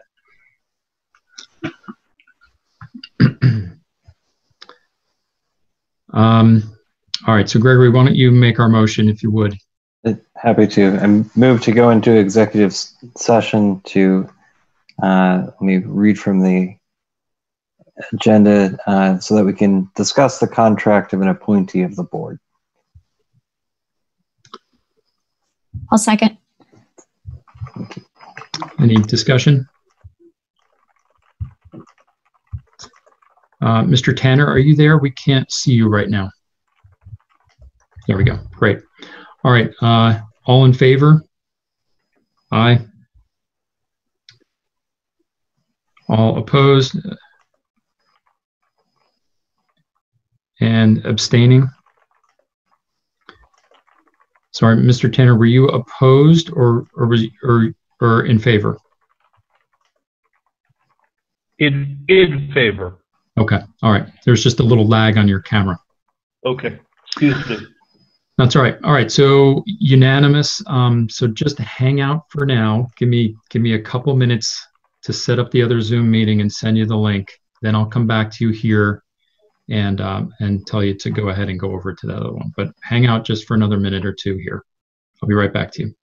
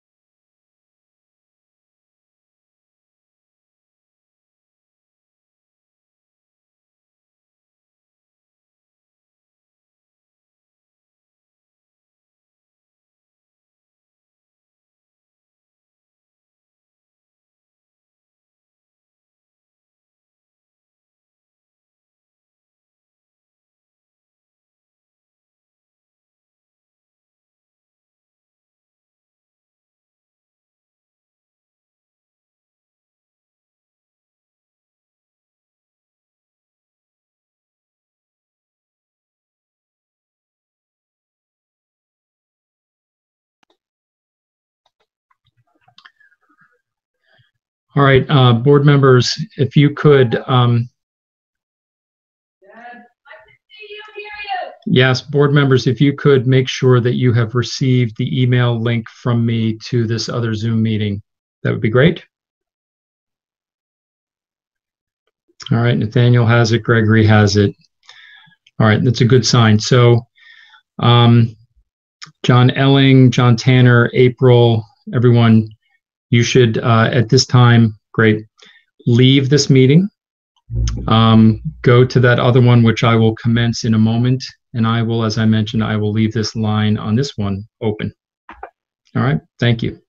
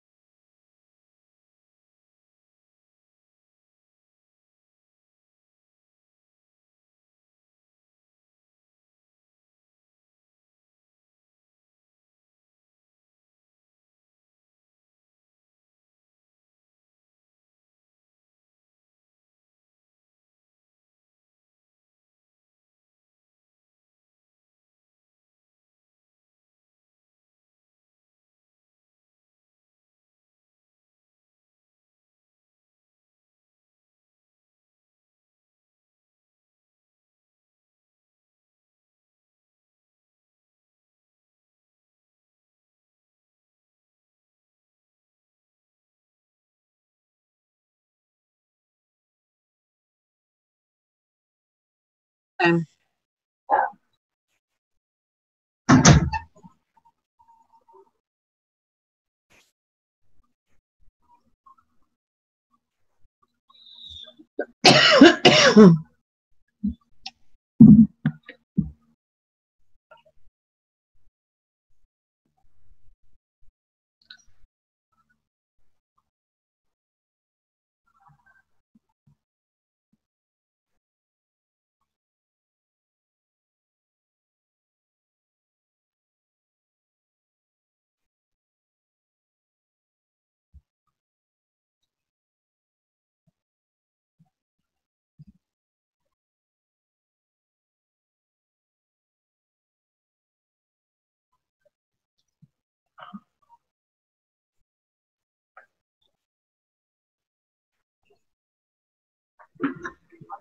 Yeah, ma'am. Just outside if we need another like.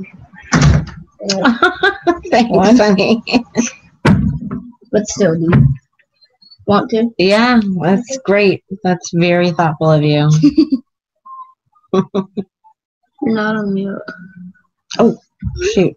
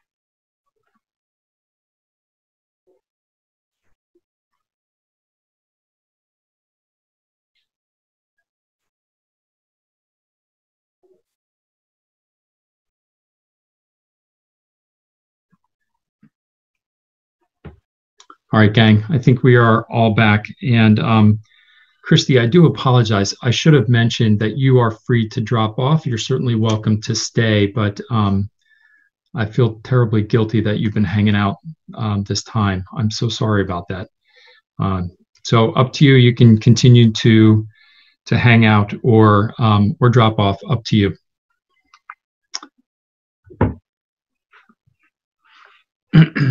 All right, so we're back in session here. Gregory, what are next steps for us? So I would move that the board grant you the authority to negotiate a contract with Christy Kriegsfeld on the terms we discussed in our executive session for the next academic year, 2020 to 2021.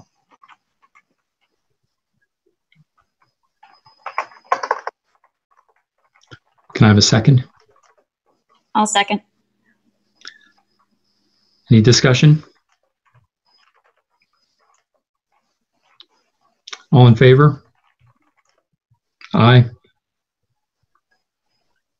All right, it's unanimous. All right, thank you for that. Well, gang, after almost 5 hours, I think we're at the end of our agenda here.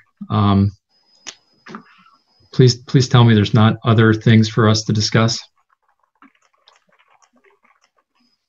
No? Okay.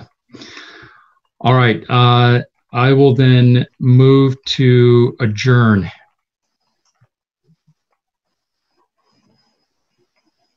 Second. Discussion? All right. Hearing none. All in favor? All right, unanimous. All right, I will read the closing verse and then we're done. Closing verse. The most important tasks for humankind today and in the future is that we should learn to live together and understand one another. If this human fellowship is not achieved, all talk of development is empty. And that's from Rudolf Steiner. All right, everyone, thank you so much for sticking with us. It was important to get through these things. I'm very glad that we did. I hope you have a wonderful evening. And if I don't talk to you, enjoy Memorial Day weekend. All right, good night. Good night, everybody. Hi, everybody. Happy end of school year.